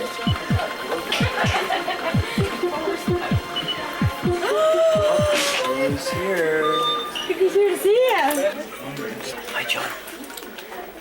You didn't want to stay there? No. How do you feel? I'm gonna put these brakes on maybe. What do you got there? Another IV? I did the same thing. Just like me, yeah, I got one here. So you were brave, eh, John? Yeah? Were you braver than me? I think you were. You did very well. I did cry. Was surgery? What's that? Was it kidney surgery? I did. I cried when I saw you off to the kidney surgery. Why? Because it was sad and happy at the same time. Kiss. On your wheelchair. Yeah, when I feel something else. Go that way. Go that way. Can you go to the playroom today? Yeah. How do you feel? Thanks. How do you feel? Good. Is this a Like? I think so. Like, Mom? You have your lunch? There's only soup. You ready to eat? I don't want soup. Am I just having blood work in here? In your sausage thing right here. But I don't want it in my arm anymore. Not in there. It's going to be in this sausage right here. Only okay? when this is out, I have to do it in my arm. That's right, but that's not going to come out for a little while, so that's one of the things I was going to cover anyway. So the other thing I wanted to mention is rejection. Do you know what that is? Just the body fighting off the kidney. Right. Yeah. Basically, the body says, you know what, hey, I wasn't born with this kidney. It doesn't belong there, and it wants to fight it off. And basically what we try and do is kind of fool it a little bit with all the medications we give him to try and fool the immune system into accepting the kidney. The medications we have out now are great. They're the cutting edge, but despite the best medications, sometimes it still can happen. Is that like 3 to 6 months down the road? Is that Rejection is from now till rejection whenever? is the most common within the first 3 months. Okay. But it can happen at any time he has the kidney. Okay, but usually the first 3 months are the most critical. As far as immunosuppressant medications increase risk of cancer. You know that. We know that now. We know that now. Well, if you haven't got to that part, no. Okay. Anybody who is on an immunosuppressant medication, basically what you're doing is shutting down the immune system to some extent. So just by doing that, then you're increasing your risk of cancer, okay?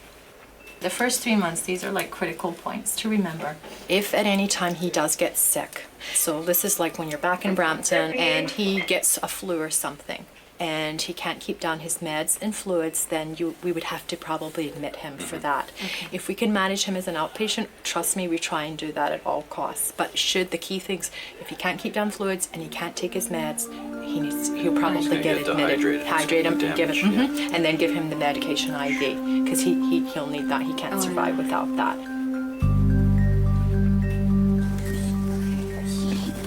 I got the alcohol. You got the alcohol swab? Okay. Okay, you have to clean it now. I'll clean it. Which one are you doing, this first or that? The bigger one. Okay. Okay. Ready? Pull. Whoa. Thank you. That's the one that hurts my shoulder, right? I'll go slowly. Okay, ready? Okay. Tell me.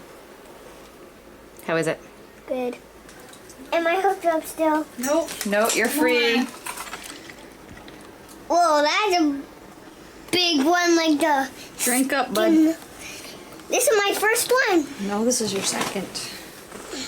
So you need 2 more. 2 more? Oh, why? Drink. Wait.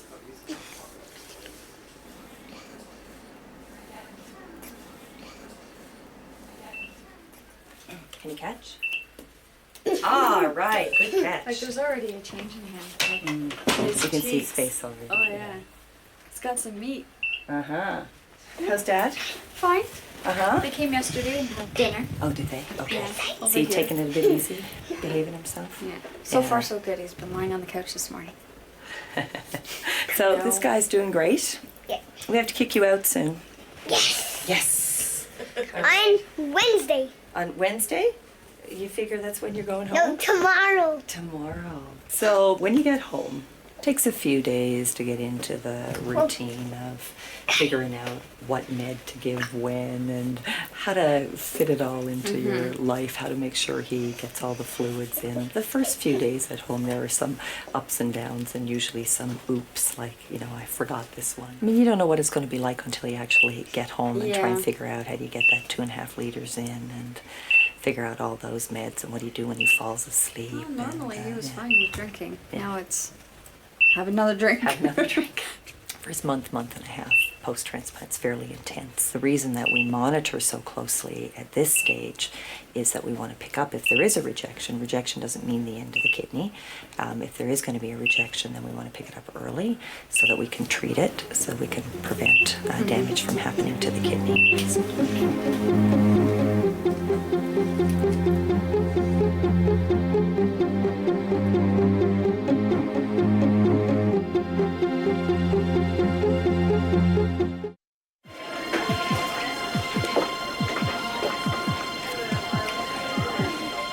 Looks good?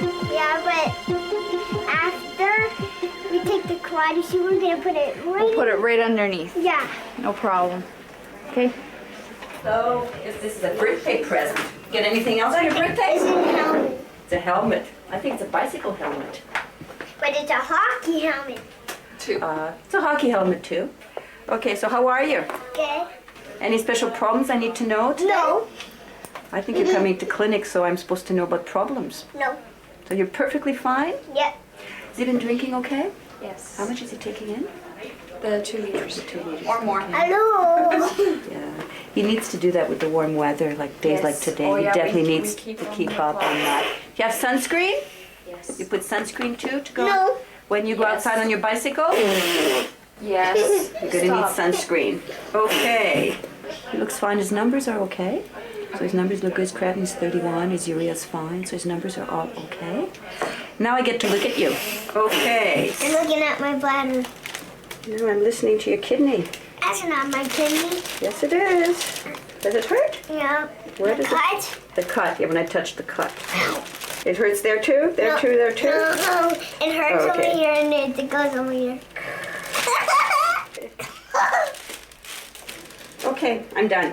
Okay, sorry. Put your hat back on. Helmet. Your helmet back on, sorry. 1 month post-transplant, he's done very well. We're gonna do a few adjustments on the meds, and hopefully we can just have him come to hospital once a week. Okay. But he's looking wonderful. Do you take your helmet off at all at home? No, I'm riding my bike at home now. Just a little bit tighter. No, They're good.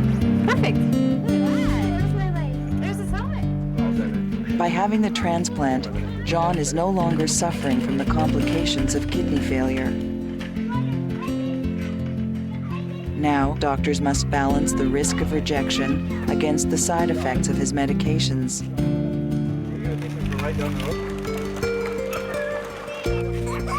John has made a remarkable recovery from surgery, but he will be treated for the rest of his life in the hope he can continue to do well with his father's kidney.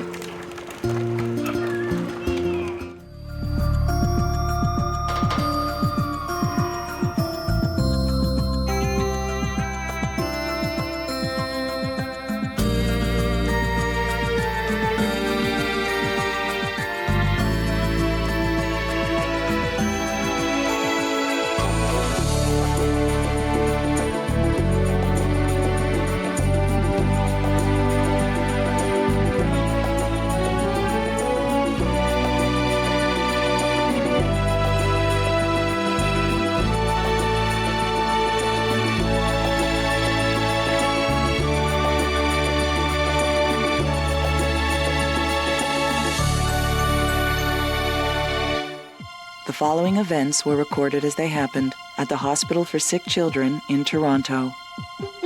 In this episode of Life's Little Miracles, Cassandra's chance to stand and Jeffrey's brain tumor.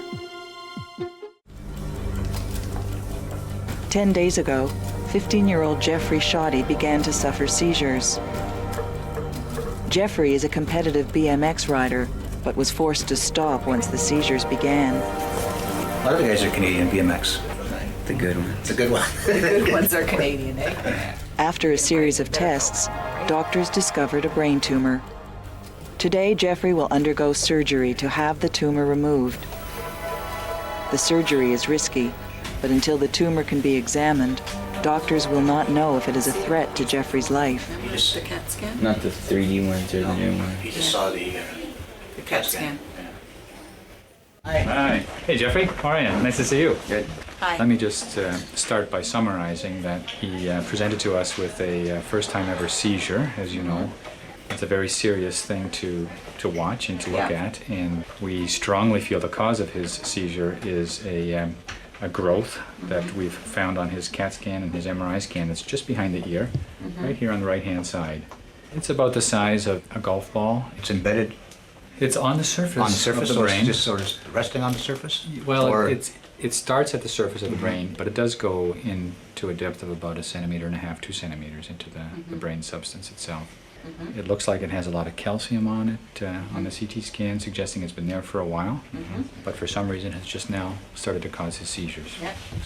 So the plan today is to remove the growth that's there and hope that our efforts today will stop any further seizure activity. Of course, one of the big questions I'm sure you have is what is it?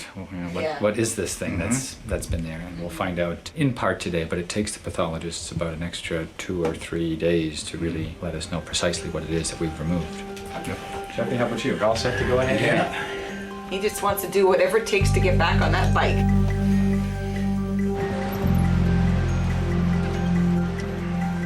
Five-year-old Cassandra was born with spina bifida and is paralyzed from the waist down. Until a few months ago, Cassandra was able to move on her own using a standing brace, but her muscles have become stiff and rigid. Today, Cassandra has traveled from her home in Northern Ontario for a 7-hour surgery. We're doing both hips, right? Everything from the waist down, they said. Okay.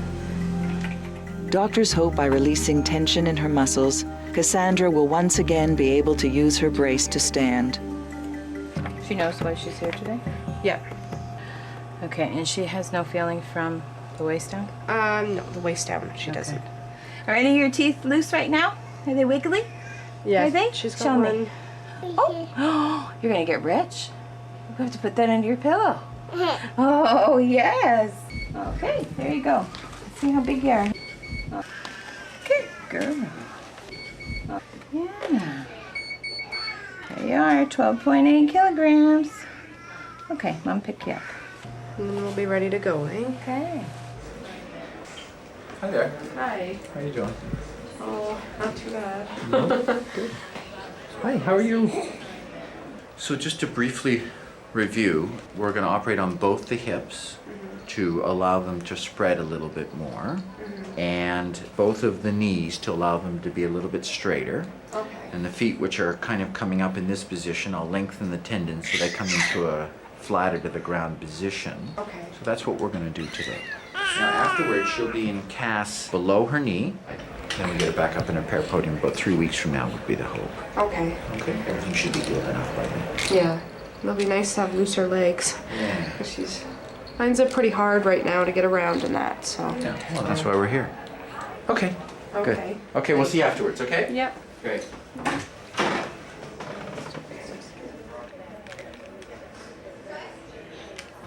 Soon you'll have your legs fixed. Right? Yeah.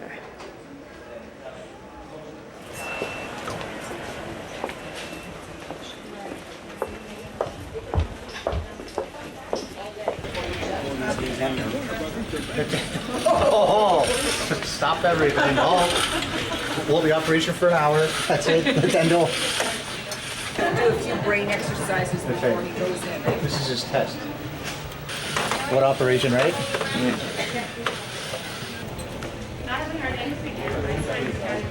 Hi. Well, we had a chance to speak previously. Is there anything else now, just before we go in, that you'd like to ask us just now? No, everything's just as we described. About 3 hours of surgical time. We'll come out and find you then in the recovery room afterward, let you know how everything went. From surgery, he goes to the intensive care unit just for a day. Upstairs the next day, and anticipate a 3 to 5 day hospitalization. All right? Okay, yeah. Okay. All set. We'll talk to you soon. Thank you. Okay, thanks.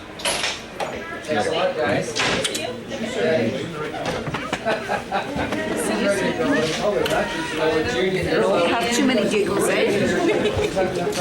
Save the good ones for us.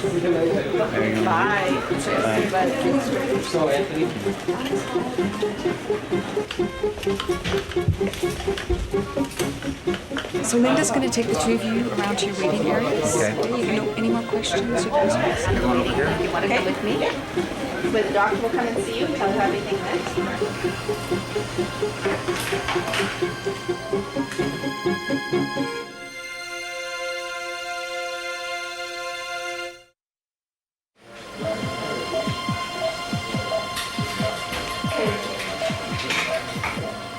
This is a pointer that the surgeons can use to see where the patient's tumor or lesion is in reference to their skin. So before they even go into the head, they'll be able to know where to go. We now know exactly where the tumor is beneath the skin. We're showing it here. It's exactly here. And then we have to be very careful. There's a very prominent vein that comes at the bottom end of the tumor. And the tumor is located here, and here's this very prominent vein that's coming across right here. Okay, gentlemen. Fire away. Go up a little higher. Okay, so what we've done is we've mapped out where we're going to do the bone window to expose the tumor. We're going to remove this cranial window now. Okay, let's get the Midas Rex in. Yeah, right there, perfect. Yeah. Gotta watch. You there? I want to go in there. Oh, it's okay. Oh. That's great. So you're gonna come with me? Everybody's all set there? We're with you, okay?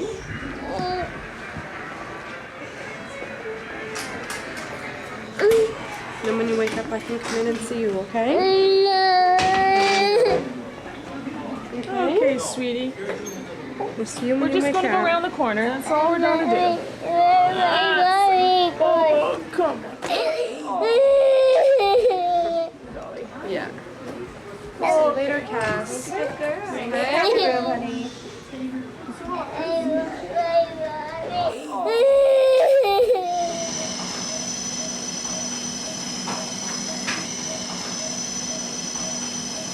So we're doing tiny little incisions in each of the places where all the muscles are tight. We're actually excising, removing a piece of the muscle and the associated tendons to prevent them from reforming again and scarring up, which would lead to further tightness and interfere with her ability to stand.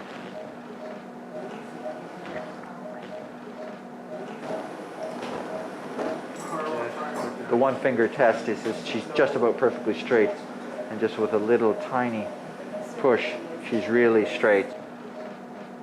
And then finally we'll do an operation on the femur because the left hip is out of joint. And then if she's still doing okay in terms of the anesthetic, finally we'll go on and do releases on her feet as well. So she'll end up with 1, 2, 3, 4, 5, so about 10, 11 different surgical incisions.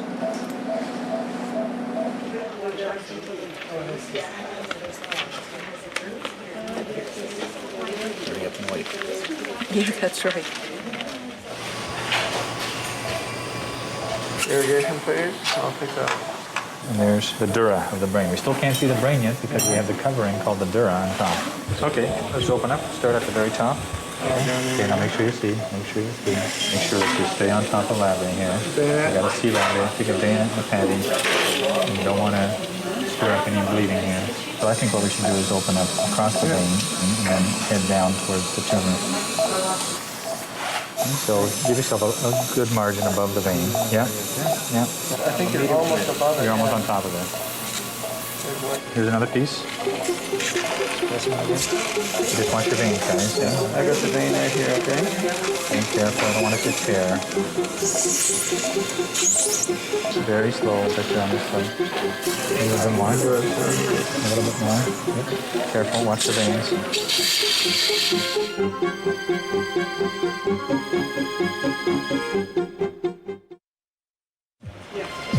Another hour to go. Yep.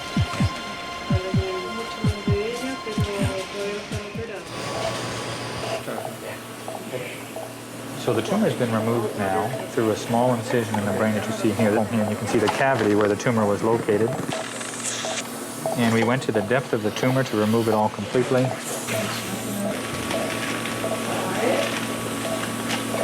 The last stitches and staple are going in, and then we can put on a head dressing and we can go over and talk to the family. Well, just as we had planned, we made our opening at the back end of the ear here. We got right to where the tumor was, took a biopsy of the tumor immediately, sent it off to the pathologist. We continued to remove the tumor, and the other good piece of news is I think we got it all out. We'll be awaiting the final pathology report. Please give us at least a couple of days for that. Yep. I'd like to spend some time with you once I receive the final report. Yeah. I'll just prepare you that we've manipulated the brain a little bit around the area, so he may be prone to have another seizure. Don't be disappointed if he has a seizure in the early post-operative period. If he stays on his medication for the next couple of months, we'll be able to talk about taking him off of the medication in due course. Oh, that's good news, eh? Yeah. Hey, come on, buddy. Jeff. How you doing, bud? Good. Okay. Just waking up. Okay. Sorry? I'm sorry.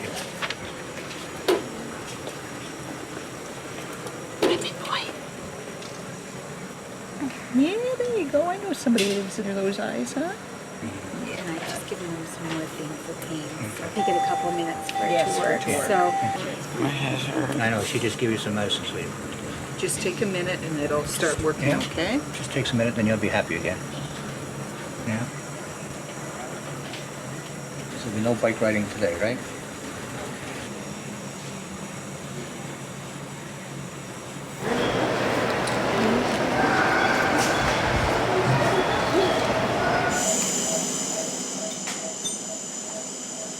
Between releasing the tendons and putting the bone in the new position, leg comes now flat to the table. So now the last thing to be done is to get her feet in a reasonable position. Forceps. She has a real tendency for the feet to come up, so she stands on her heels, and it's hard to get her into her little splints. So we're going to put some casts on to hold her feet in the corrected position. Yeah, it worked.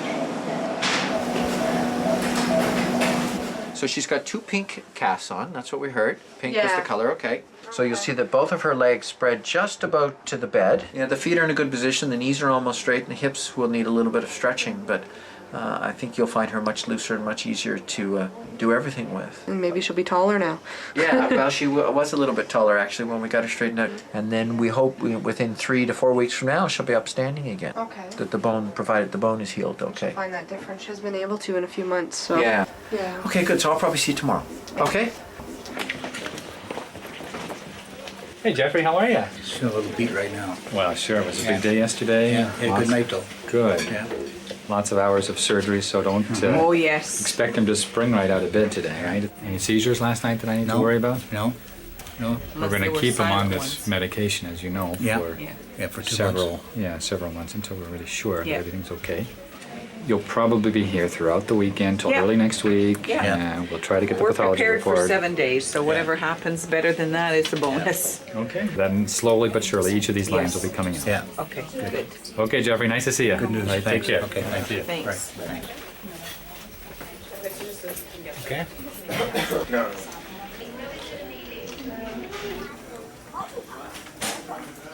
So we'll arrange an appointment, say, with the next 10 to 14 days to come down and be fitted for the new peripodium. I had a question on this flying home.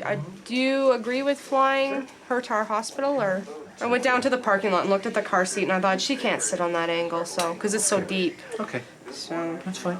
We do what we think is best. Mm-hmm. And I'll see you in about a month. So hopefully just halfway like- between then and now, Okay. you'll come down and be fitted. And then in a month, she'll be ready to go into the peripodium. Okay. And everything should be healed up nicely then. You get the short ride. I get the long ride with Megan. You know how long How that's long is gonna that? be? 20 minutes? 40 minutes?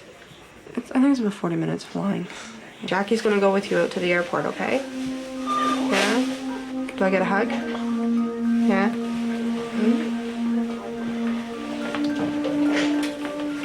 I'll see you later, okay? I love you and I'll buy you a treat, okay? On the way home.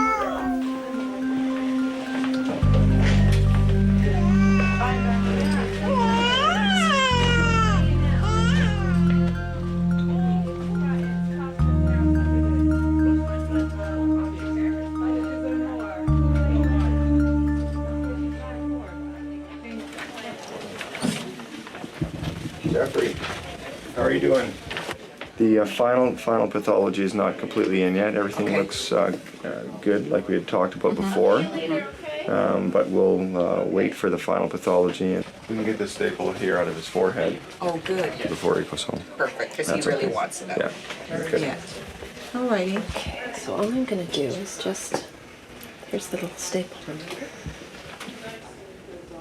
That's it. Yeah. No, finished. Ta-da! You want these to take home? That's well, he's got enough of them in the side. Feel like a new man. Yeah.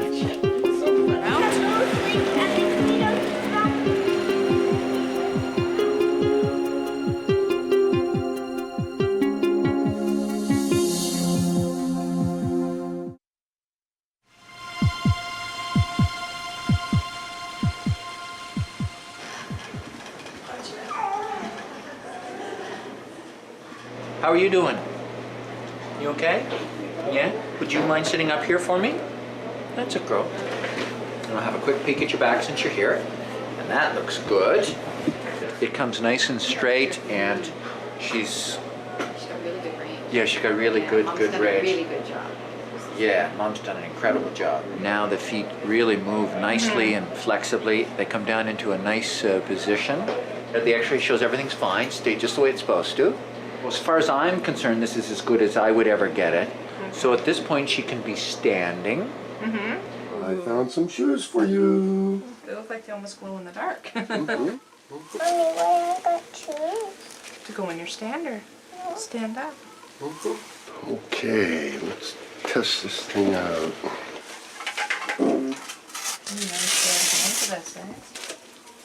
Can you wiggle your bum down here for me? Good girl. There. Ready to stand up?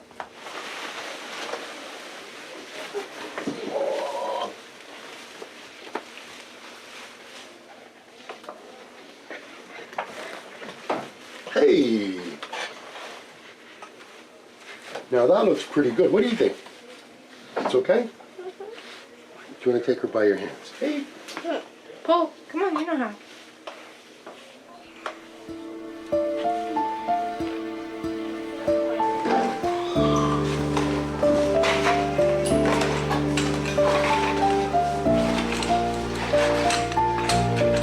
2 months after discharge, Cassandra is well enough to attend summer camp at the Bloorview Macmillan Children's Centre in Toronto.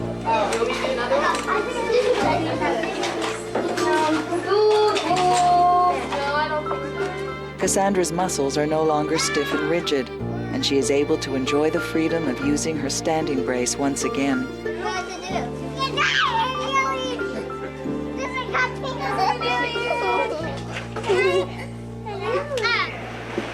How long is it going to take? Probably 15 minutes, not too much more than that. Oh, good morning. How are you? How's everyone? Hey, Jeffrey, how are you? Nice to see you. So it's been about 4 weeks now since the operation? 24th, I think it was, in May. Yeah. Great. Yeah. And give me a capsule summary then of what's happened since you've been at home. Good. He haven't had any painkillers since we walked into the hospital. He's no headaches, feeling well. Well, let's see how it's healed up then. There it is. There's the incision. You know, the tumor was located just behind his ear in this location here, so I'm just going to press gently to make sure it feels good, and it does. That's excellent. Now I've got the best news of the day for you. This is the actual pathology report from Dr. Becker. Okay. And basically, the tumor is called a ganglioglioma. That's a benign tumor. Oh, wonderful, Okay, wonderful. and we think we've got the whole tumor out now. Alrighty. So it's good news all the way around. I'm happy to deliver that to No. you. So you can go on your bike now with the helmet on, right, of course. Yeah. And you have to start slow. I don't want you jumping, you know, going over obstacles, climbing hills, going off-road. Build up your speed gradually.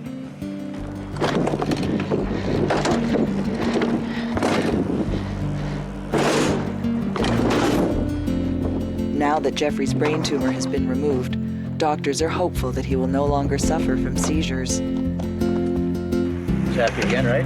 Yep. On his bike. Back to normal. Jeffrey continues to recover from his surgery, but is now strong enough to return to the sport he loves.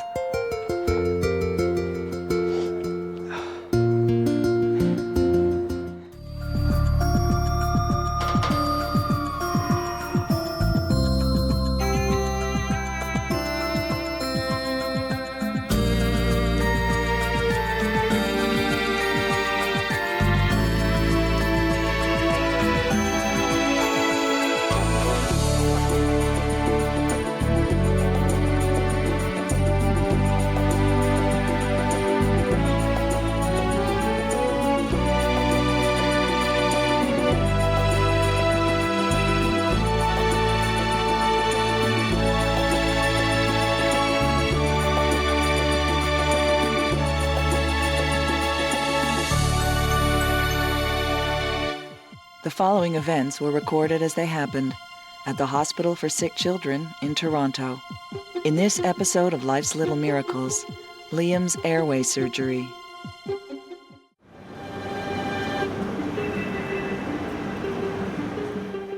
3-month-old Liam cannot be fed orally.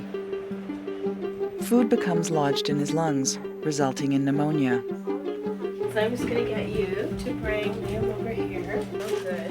His condition is caused by a fistula, or abnormal connection between his esophagus and trachea. He was back to his birth weight about 3 weeks ago. Today, Liam will undergo surgery to remove the fistula. Alrighty, so what's going to happen? Doctors hope the repair will allow Liam to eat safely and avoid the recurrence of life-threatening pneumonia. He became very lethargic. So at that time they said it was a pneumonia. He had aspirated? Yeah, they took a chest x-ray at the emerge. Okay, and is that when they decided that you were to tube feed him only? Once they found the TF, then they started tube feeding him. So Mom, has Liam had chest x-rays before? Okay, so you've seen our little device that we use for the chest x-ray. We'll put him in so his back is towards me, and then we'll hold his hands straight up in the air, okay? We may need you to hold his little legs from the side so he doesn't curl up. Keeping on to his feet there, Mom. I know. It's okay. It's okay. I know. There we go. Liam.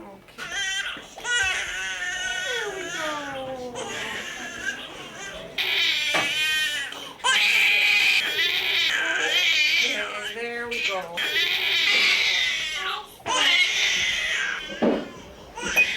All right, all done.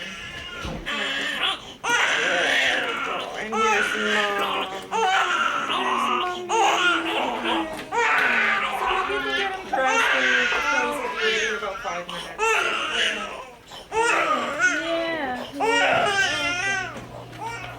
Great. Thank you very much. Okay, bye. Okay, chest x-ray looks okay to me. It looks improved, certainly improved from before, because he can't find any evidence that there's a problem. Oh, really? Yeah, so that's it. We're ready to go. Okay. So as soon as the OR is ready, then you'll go down there. You still plan on going to? Yep, we'll go through the neck on the right side. Okay. And usually you can go right down between the trachea and the esophagus, find the fistula, and close it up. We divide it and then we sew up each side. Okay. And then I take a little piece of the muscle from the neck and bring it down to put between the two suture lines, and that helps prevent it from reforming. Now the nerve to his voice box, how close are you to that? We're close to it because it runs also between the trachea and the esophagus. Right. So we keep an eye out for it. We're quite careful to make sure we don't injure it. But that's one of the risks of the operation. So what happens if you were to just nick it or something? He doesn't lose his voice. Right. Just kind of what happens? This is where the nerve gets cut. If the nerve gets cut in half, then basically it's a permanent injury to the voice box, so that one of the two vocal cords would paralyze and be able to move. When does he start eating, or like how does they're going to be feeding him? We'll leave a tube just like this that goes through into his stomach, and we'll feed him through that for about a week. Same as he's doing now. And that'll give everything time to heal up. And then what I do is have him swallow some dye, and we'll watch it on the x-ray and make sure that there's no leakage from where the sutures are. And if that looks fine, then we'll take the tube out and just let him eat. Okay. And then the only other thing that we always mention is the risk of the fistula coming back again. And the reason that would happen is if there was a leak from the suture line in the esophagus, then it forms a little abscess outside the esophagus, which can then burrow back into the trachea. There's one of those rare things that can happen that you need to be aware of. So I'll see you in a little while.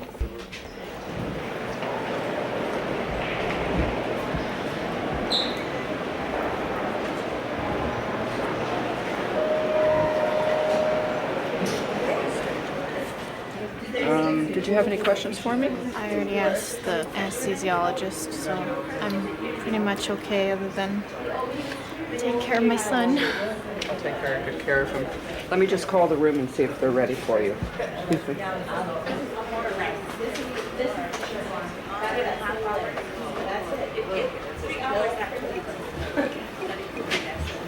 You want to call it? Yeah, try to call it. Yeah.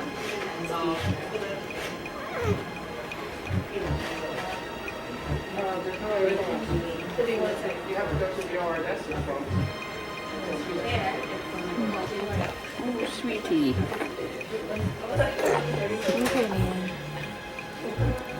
I'll take good care of him. Don't try not to worry. I know you will, but...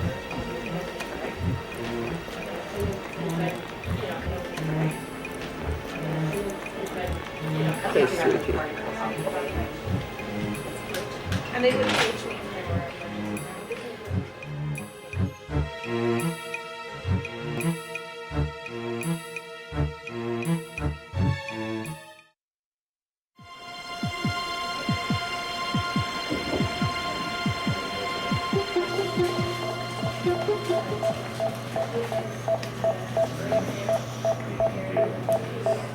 So that's the esophagus, that's the trachea. And we're going to come down between the two until we get to the fistula. Then we're going to divide it like that. Put some stitches in here. Put some stitches in here. Take some muscle from here and lay it down between the two. And that's the operation. Starting.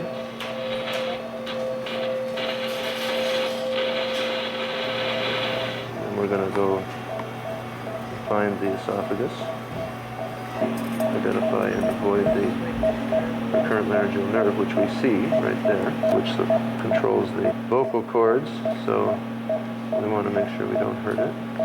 Bobby?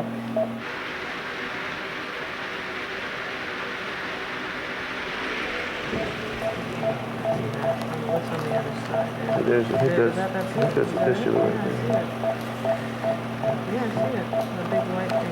Okay, we are dividing the fistula.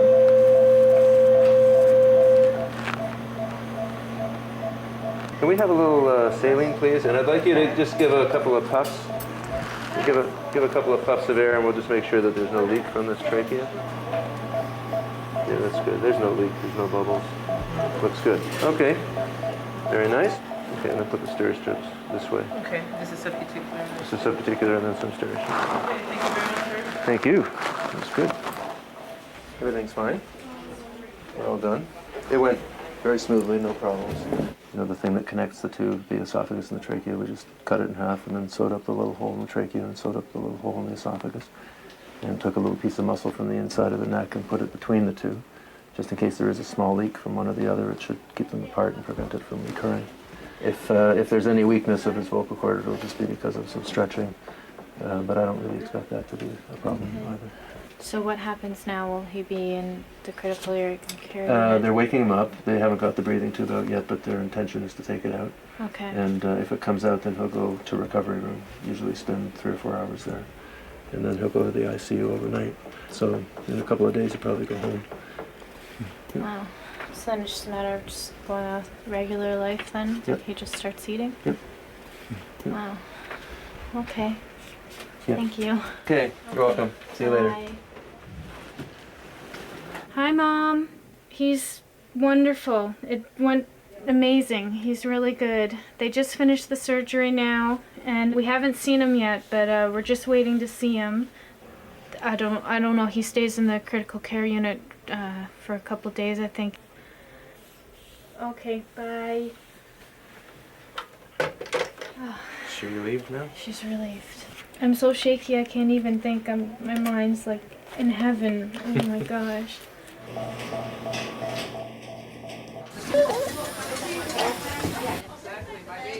It's a saline flush out my pocket, yeah. Okay. Thanks.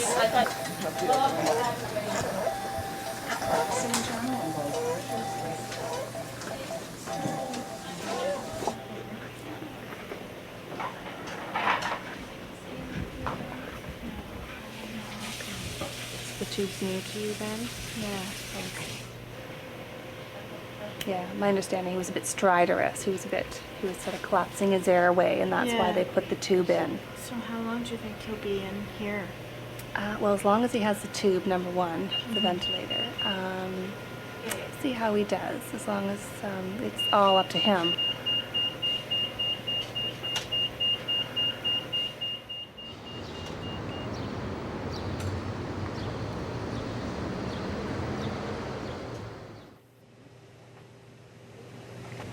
So what happens now then? So what happens now is certainly there's no other reason for the airway obstruction, right? Because we know both cords move, the vocal cords, and we know there's nothing below the vocal cords like these vascular rings that can cause difficulty with getting the breathing tube out. But when they're happy that he's, again, breathing around the tube, suggesting that the airway is now getting looser if the tube is not snug against it. And then we'll give him some steroids to boot. And we like to make this a final go, because every time you put it back in, you cause swelling again. Yeah. It's gonna be like this for a while.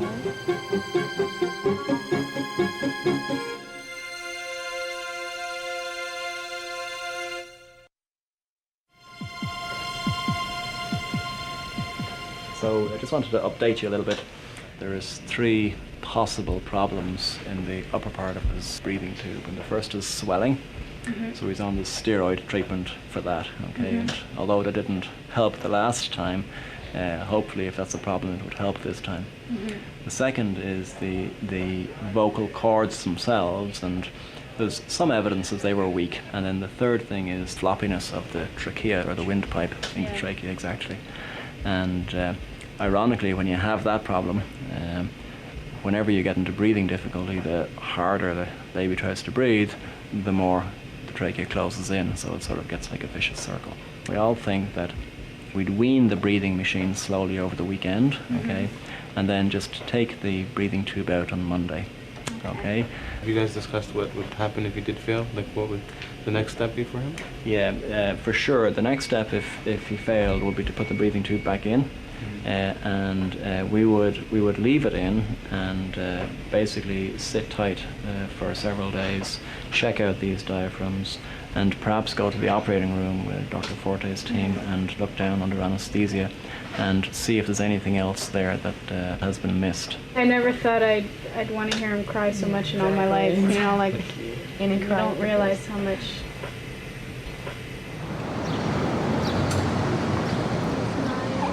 You just give it a smile? Yeah. Oh, your first smile. Yes, your first smile. Yeah. Yeah. Hey? I can't, this is actually really good. He's the first time he's been smiling since the extubation. 100% sure they're trying a different way. Liam. I know.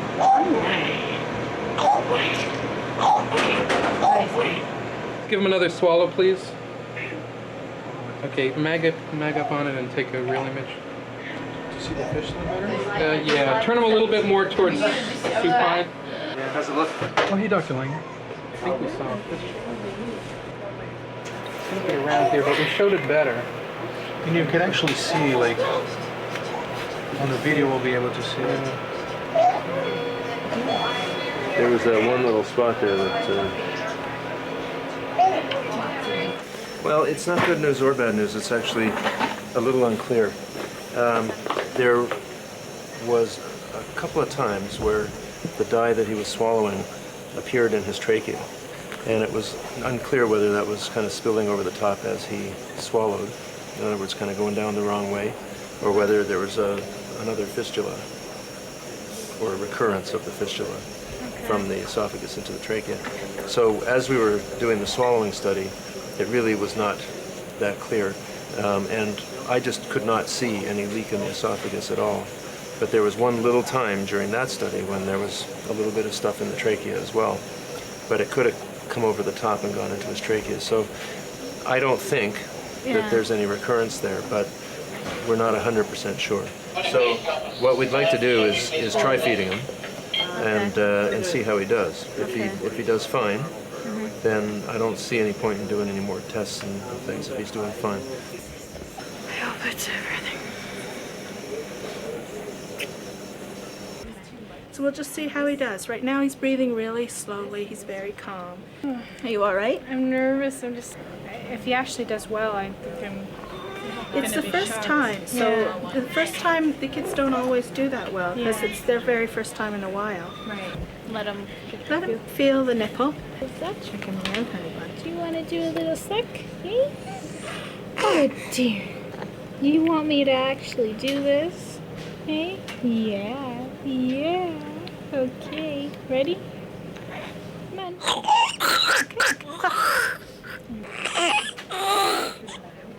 Gag that up. Let me try him without, and then you guys can try the great one. Are you gonna be alright with me?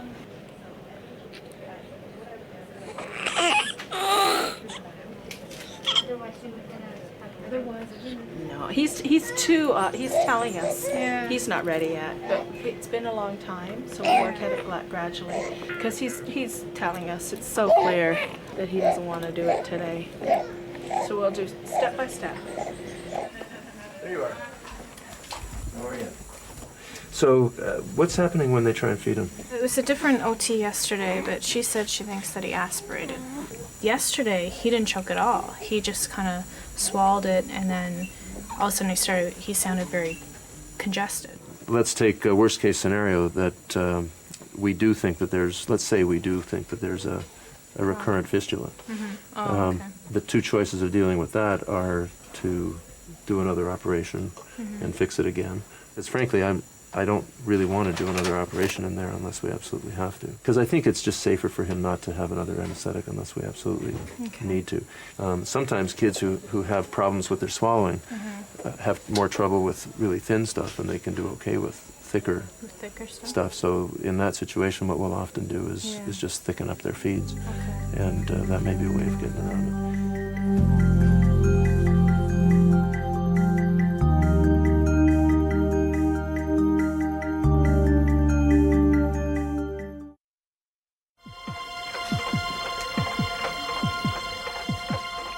Hello. How are you? Good. Well, the study done at the end of the week was normal. Okay, Dr. Danneman did it, and he could not find any evidence of fistula. So, I think we have to assume that there is no recurrent fistula. The next study that we want to do is a feeding or swallowing study, where they will give him some barium to drink, and they'll watch the process of the swallowing as he's swallowing. And based on the results of that, then we may be able to come up with a strategy to feed him more effectively. So I was thinking I would start with thick liquid for the study so that I don't want it to be a negative experience right away, and then he might not continue for it. I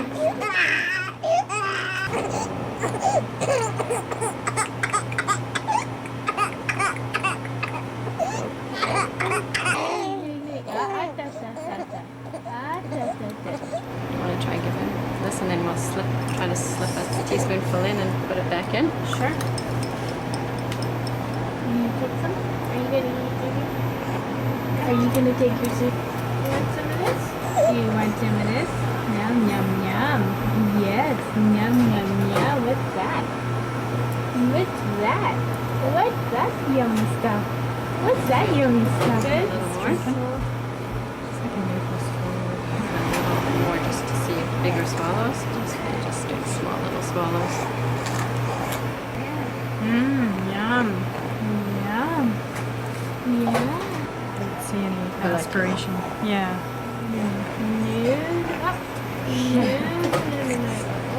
He's enjoying it. So we want to try to see as much as possible for him to kind of suck it off the spoon, because then he's ready to swallow. Oh, okay. Wow, you're good. You're doing so good. Yeah.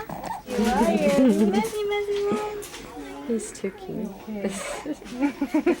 Dr. Langer came and spoke with me and said, if we feel comfortable until home care gets to the house, then we can take him home.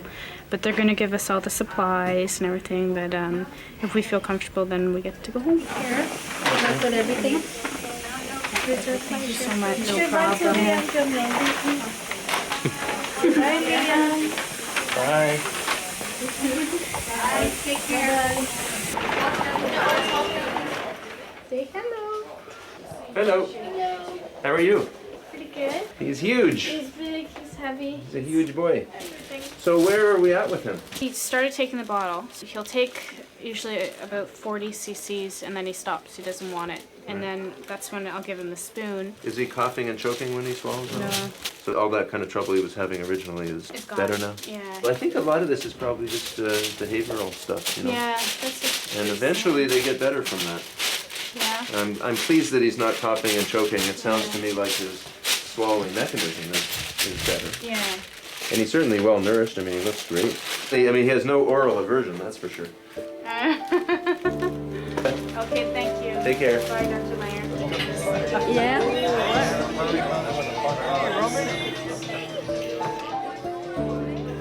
4 months after his operation, Liam can be safely fed and is no longer at risk of pneumonia.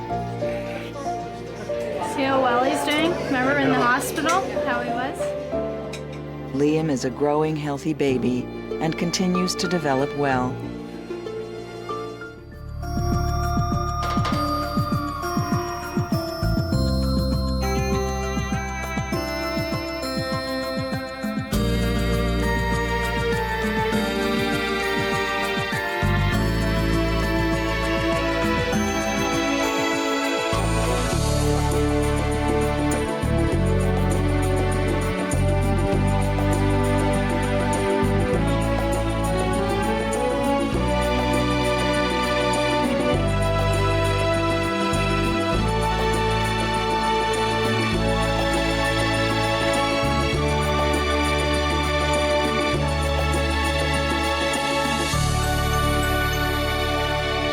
The following events were recorded as they happened at the Hospital for Sick Children in Toronto. On this episode of Life's Little Miracles, Christine's struggle with cancer.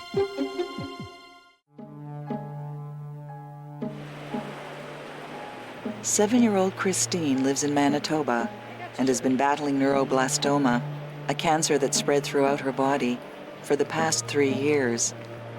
She has already endured radiation, 9 rounds of chemotherapy, and a bone marrow transplant. Now doctors have discovered a tumor attached to her vena cava, the major vein that brings blood to the heart from the lower body. Watch. Remember when you did the MRI and you threw that ball that had the little piece of metal in it and it just flew up into the machine? Okay, you got metal pieces in your watch and that'll fly right off your hand. Today, Christine will have an MRI to determine if surgery to remove the tumor is possible. The surgery would be extremely risky, but could be Christine's best chance for survival. Okay, sweetie. Come smell it. Cover it up. Let's smell a bubblegum. Smells good, huh? We put it on the mask. Is it on? Yeah, I'll put some on. You might want to put a bit more on. That's all right. Very nervous? You okay? Okay, sweetie, here's the bubblegum mask, okay? Goes over your nose like that. So you can There you go. Well done.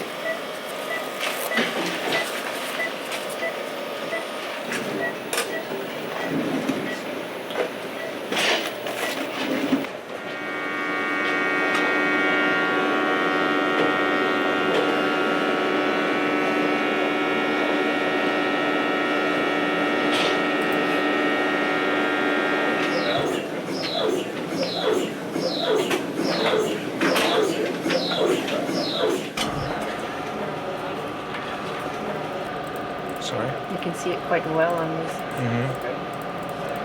So I'm not sure what this full void area there is. I'm not sure if it can be a calcification or something. I'm sorry. That's it. Yeah. All this looks like it, all this area here. Okay, we're done for the abdomen. No.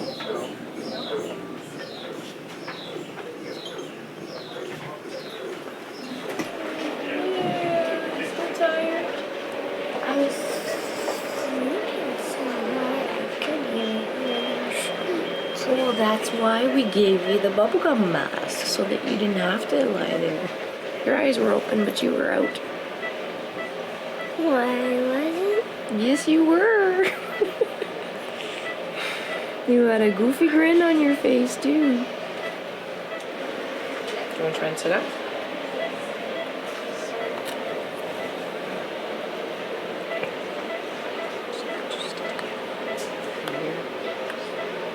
You're not ready to sit up yet. Lie back. Does that make you dizzy? Yeah. Okay.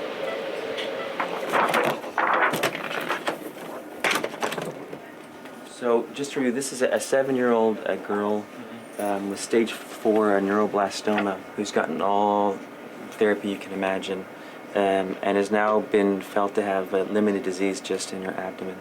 She's had multiple stents put in the right kidney for hydronephrosis, and functionally that right kidney is not doing very much. It only has about 14% of her 14% function. So we still have a mass in the right suprarenal region. And is that vena cava here? Yeah, that's vena cava. Could you tell me about the? Do you think is there anything in the liver that look funny at all? I know you haven't reviewed these before, but there's something hyperdense in there. It's here as well. It's kind of roughly where the MR, I think, as I recall, demonstrated something. What's unusual about it is that it's hyperdense even before contrast. So is it just it's calcified, or it's I think, I mean, it could be a calcified metastasis. But it's not typical for neuroblastoma. The tumor certainly looks like, I mean, it's where it was before, but the important thing to me is where it is with respect to the vessels.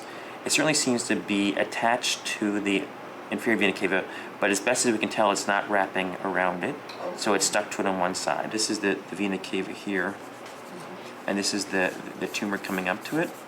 So it appears to be pretty much stuck back here. I mean, just the nature of it, I mean, it's absolutely, this kind of underplays, it actually is welded to the vertebral body. The getting it out part will be difficult. All honestly, you can never tell a parent that you're going to get it all out. Yeah. If there's a possibility to remove it, I would be happy just to know that it's gone, type of thing. Okay. The tumor that is right up around the vein, is that still live, or? Well, you actually bring up a very good point, and that's the biggest problem with the stage 4 children with neuroblastoma. We hope that the active tumor is more central within this mass, and that gives us some degree of play to leave fragments that are left, because we can't sacrifice any of those vessels in terms of function. You need all of them. And what we will probably end up doing is present Christine at one of we have a tumor board here, and present her there with the information on the liver lesion, the ultrasound results, and give you kind of, instead of just my opinion, you'll get more of a consensus opinion.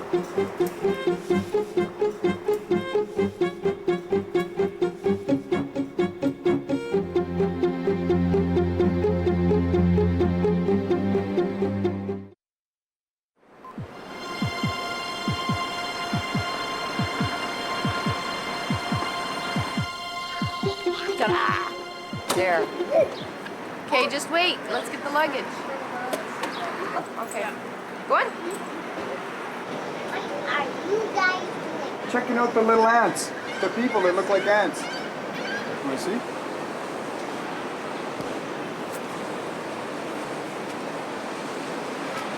What time does Beanhead got to be at the hospital? Between 12 and 1, like right now. Oh, man. We better go. You guys can go to the hospital then, and we'll Okay, get the luggage. I need my briefcase. Okay. My briefcase tells me where to go. Never We're going mind. to We'll get it find right it. now. You know what? We'll just find it. It's okay. We'll just go up to the information. She's got to go to the hospital right now, eh? Yeah. Oh, she starts preps today. I don't know on my foot. Hey, can I take Daisy on the other hand? How you doing, buddy? Okay. Not nervous? Not that much. Don't be. Piece of cake, kiddo. This is a walk in the park for you. All of the hard stuff is done by me and Mom. We got to sit there and wait for them to say it's done. Okay. Oh, look, your name's on the board. How long did it take you to get to the hospital from the airport? We went to the hotel. Oh, you went to the hotel first? Yeah, and the hotel's like down the street this way and then across the road. Oh, yeah, so it's not too far. Oh, very good.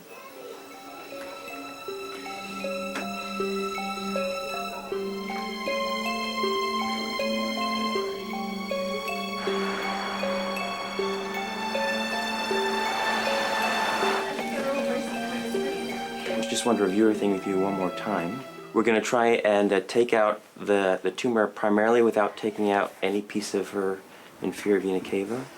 Okay. Okay. And the right kidney's going? Yeah, the right kidney's going to come out with the resection. And then we'll take a small resection of the lump. And I don't know what that is because it doesn't have the right characteristics on the yeah, that's what contrast they said study. in Calgary. So it doesn't fit, but again, you shouldn't have any lumps in your liver. I was telling my husband we put the whole day aside. Hopefully we won't need it, but if we do, we have it all. Okay. Do you know approximately how long? Well, we put aside till 3:30. Okay. So if it's going to go beyond 3:30, I'll call out and let you know where we're at. Okay. And if it's sooner, great. Yeah. Yeah. The only reason I put more time, I just think it's going to be really stuck, and I just think it's going to just take. It's going to be rather slow, tedious, just getting it all up. So. As long as we get it all. Yeah, for sure. That's the plan. All right. We'll see you in a few minutes. Okay. Jumping Jiminy, you're Are you cold now? Yes, the bed's cold. Oh, that's cool. Well. Hi. Hello. Hi there, is this Christine? Is that right? Yes. Hi, Christine. Hi, I'm Dr. Evans. I'm one of the anaesthetists here. All right. So I'm the doctor who send you off to sleep and look after you while they do the operation. All right.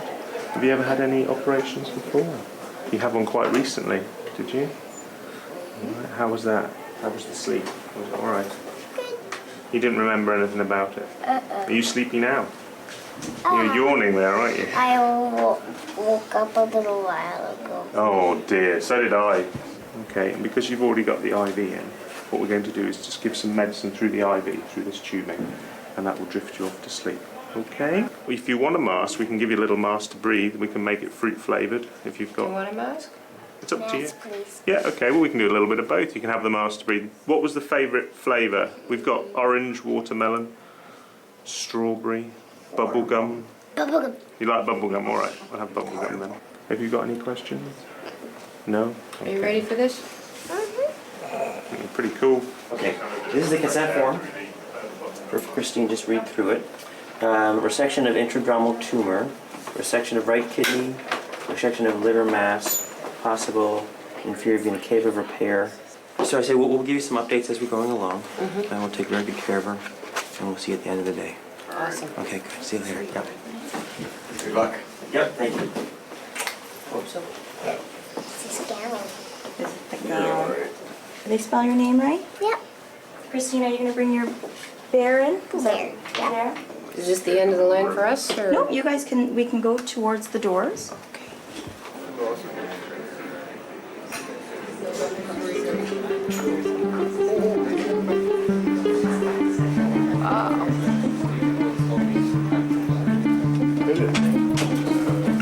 See you later, Mom. Hey, whoa, kisses here, buddy. Hey, you be good in there.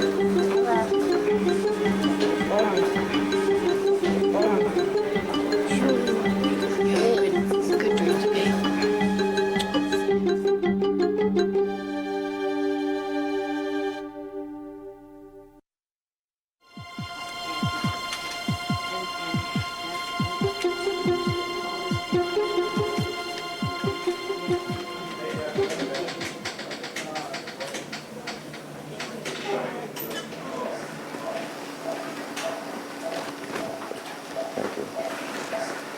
We need to prep out the leg so we can get at her saphenous vein. So in case we need to patch her IVC, we have to have some vein to have access to.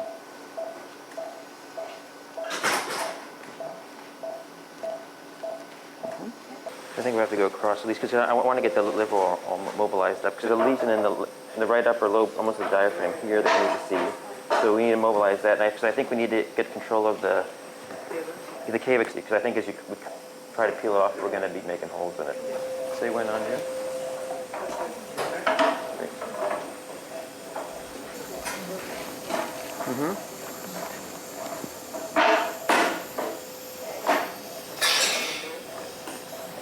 Great. There's quite a bit of scar tissue here. We're not even close to where we need to be yet. So we'll just spend a little time and get this all divided so we can delineate all the structures well before we get closer to the tumor. Yep. I might need the longer to. It's okay now. Before you go further, have a feel of the liver and make sure you don't feel any other lumps or bumps any place. See what that thing feels like on the right. If you can feel it on the right upper. Mm-hmm. Just like it says on the screen. Mm-hmm. Feel anything else? Is that one? No. Anything on the left lobe? But sometimes the imaging will miss lesions in the liver, and you always have to make sure before you put someone through a big procedure that there's no disease that you don't know about. Because certainly taking this tumor out, if she had lots of tumor in her liver, wouldn't really help her very much.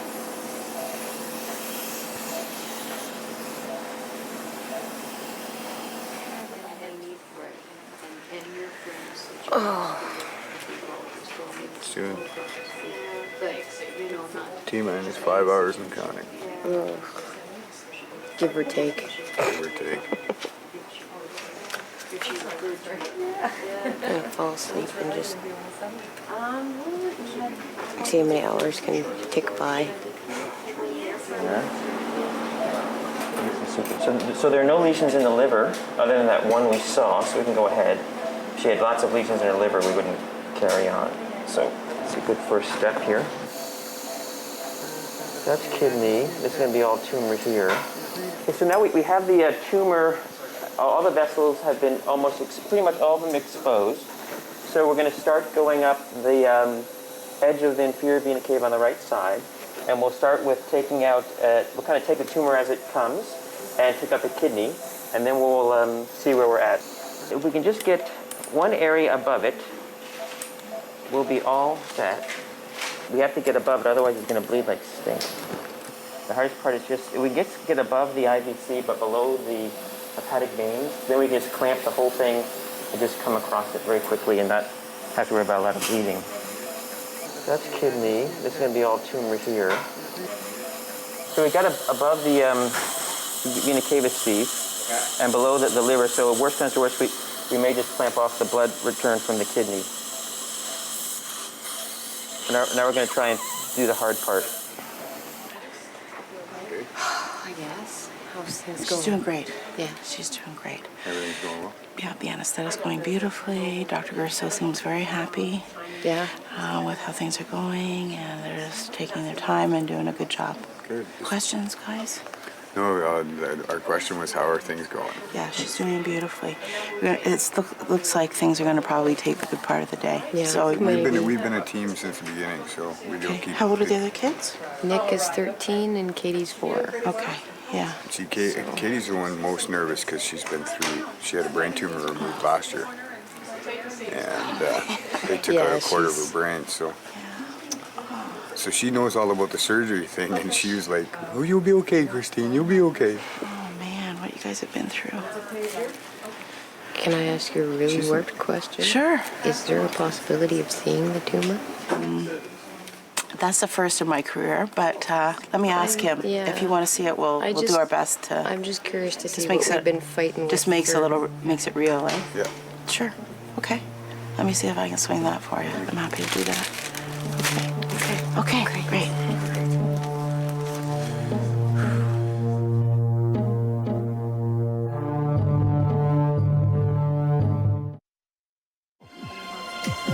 They're still working away. They're still working away on her.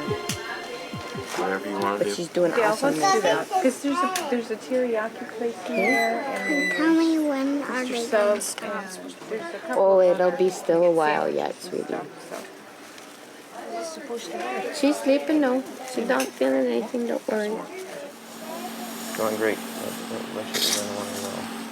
No, I'm going to give you, this is the piece number 1. Oh. And then I'll give you piece number 2. Oh. Okay, here's specimen number 1.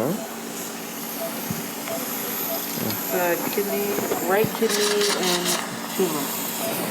This is the right kidney and tumor? Mm-hmm. Okay. Is there any way that you can see it in the vascular piece? She really wants to see it. Does she want to see a piece of it? Yeah. Sure, you could. Do you mind taking and showing it to her? Yeah. She wants to actually. She really wants to see it. Up close and personal. She has to see it. We'll give it to you in a bucket. Okay. And just explain to her it's the kidney. Yeah. plus tumor around it, and there's a second piece coming with it. Okay. So what you're going to see is the kidney that they took out and the tumor that's around it. Okay. So these are the strings, of course, that they used to sort of detach it, right? So we're gonna, Okay. That's Where's the tumor? so. This is sort of where the brown part is where they burnt it. But usually this is sort of like where the smooth part of the kidney, and that's tumor around That's it. tumor. That's what you're fighting. That's the hassle, eh? That's the hassle. You're out of there. Right. Okay. See you later. So what we're going to do now, we're going to take that up to pathology. There's more that they're going to take out, but with this out, they're going to have a little more room. More room to work. To move. To work. Okay.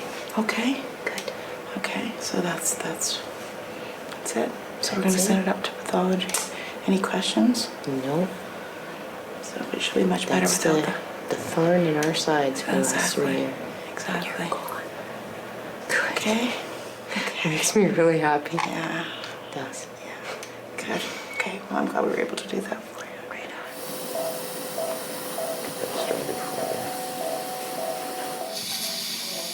We don't usually like to take out tumors in pieces. You like to just take out one big chunk, but I don't know how else to get this kind of tumor out because it wraps around the vessel so much. It's just not safe to do it any other way.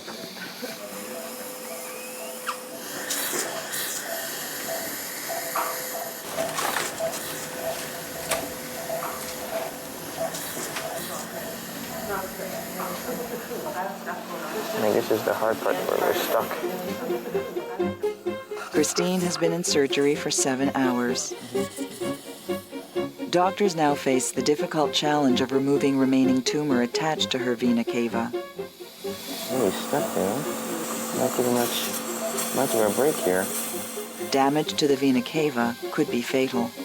But removing as much of the tumor as possible may be Christine's best hope for survival in her 3-year battle against cancer.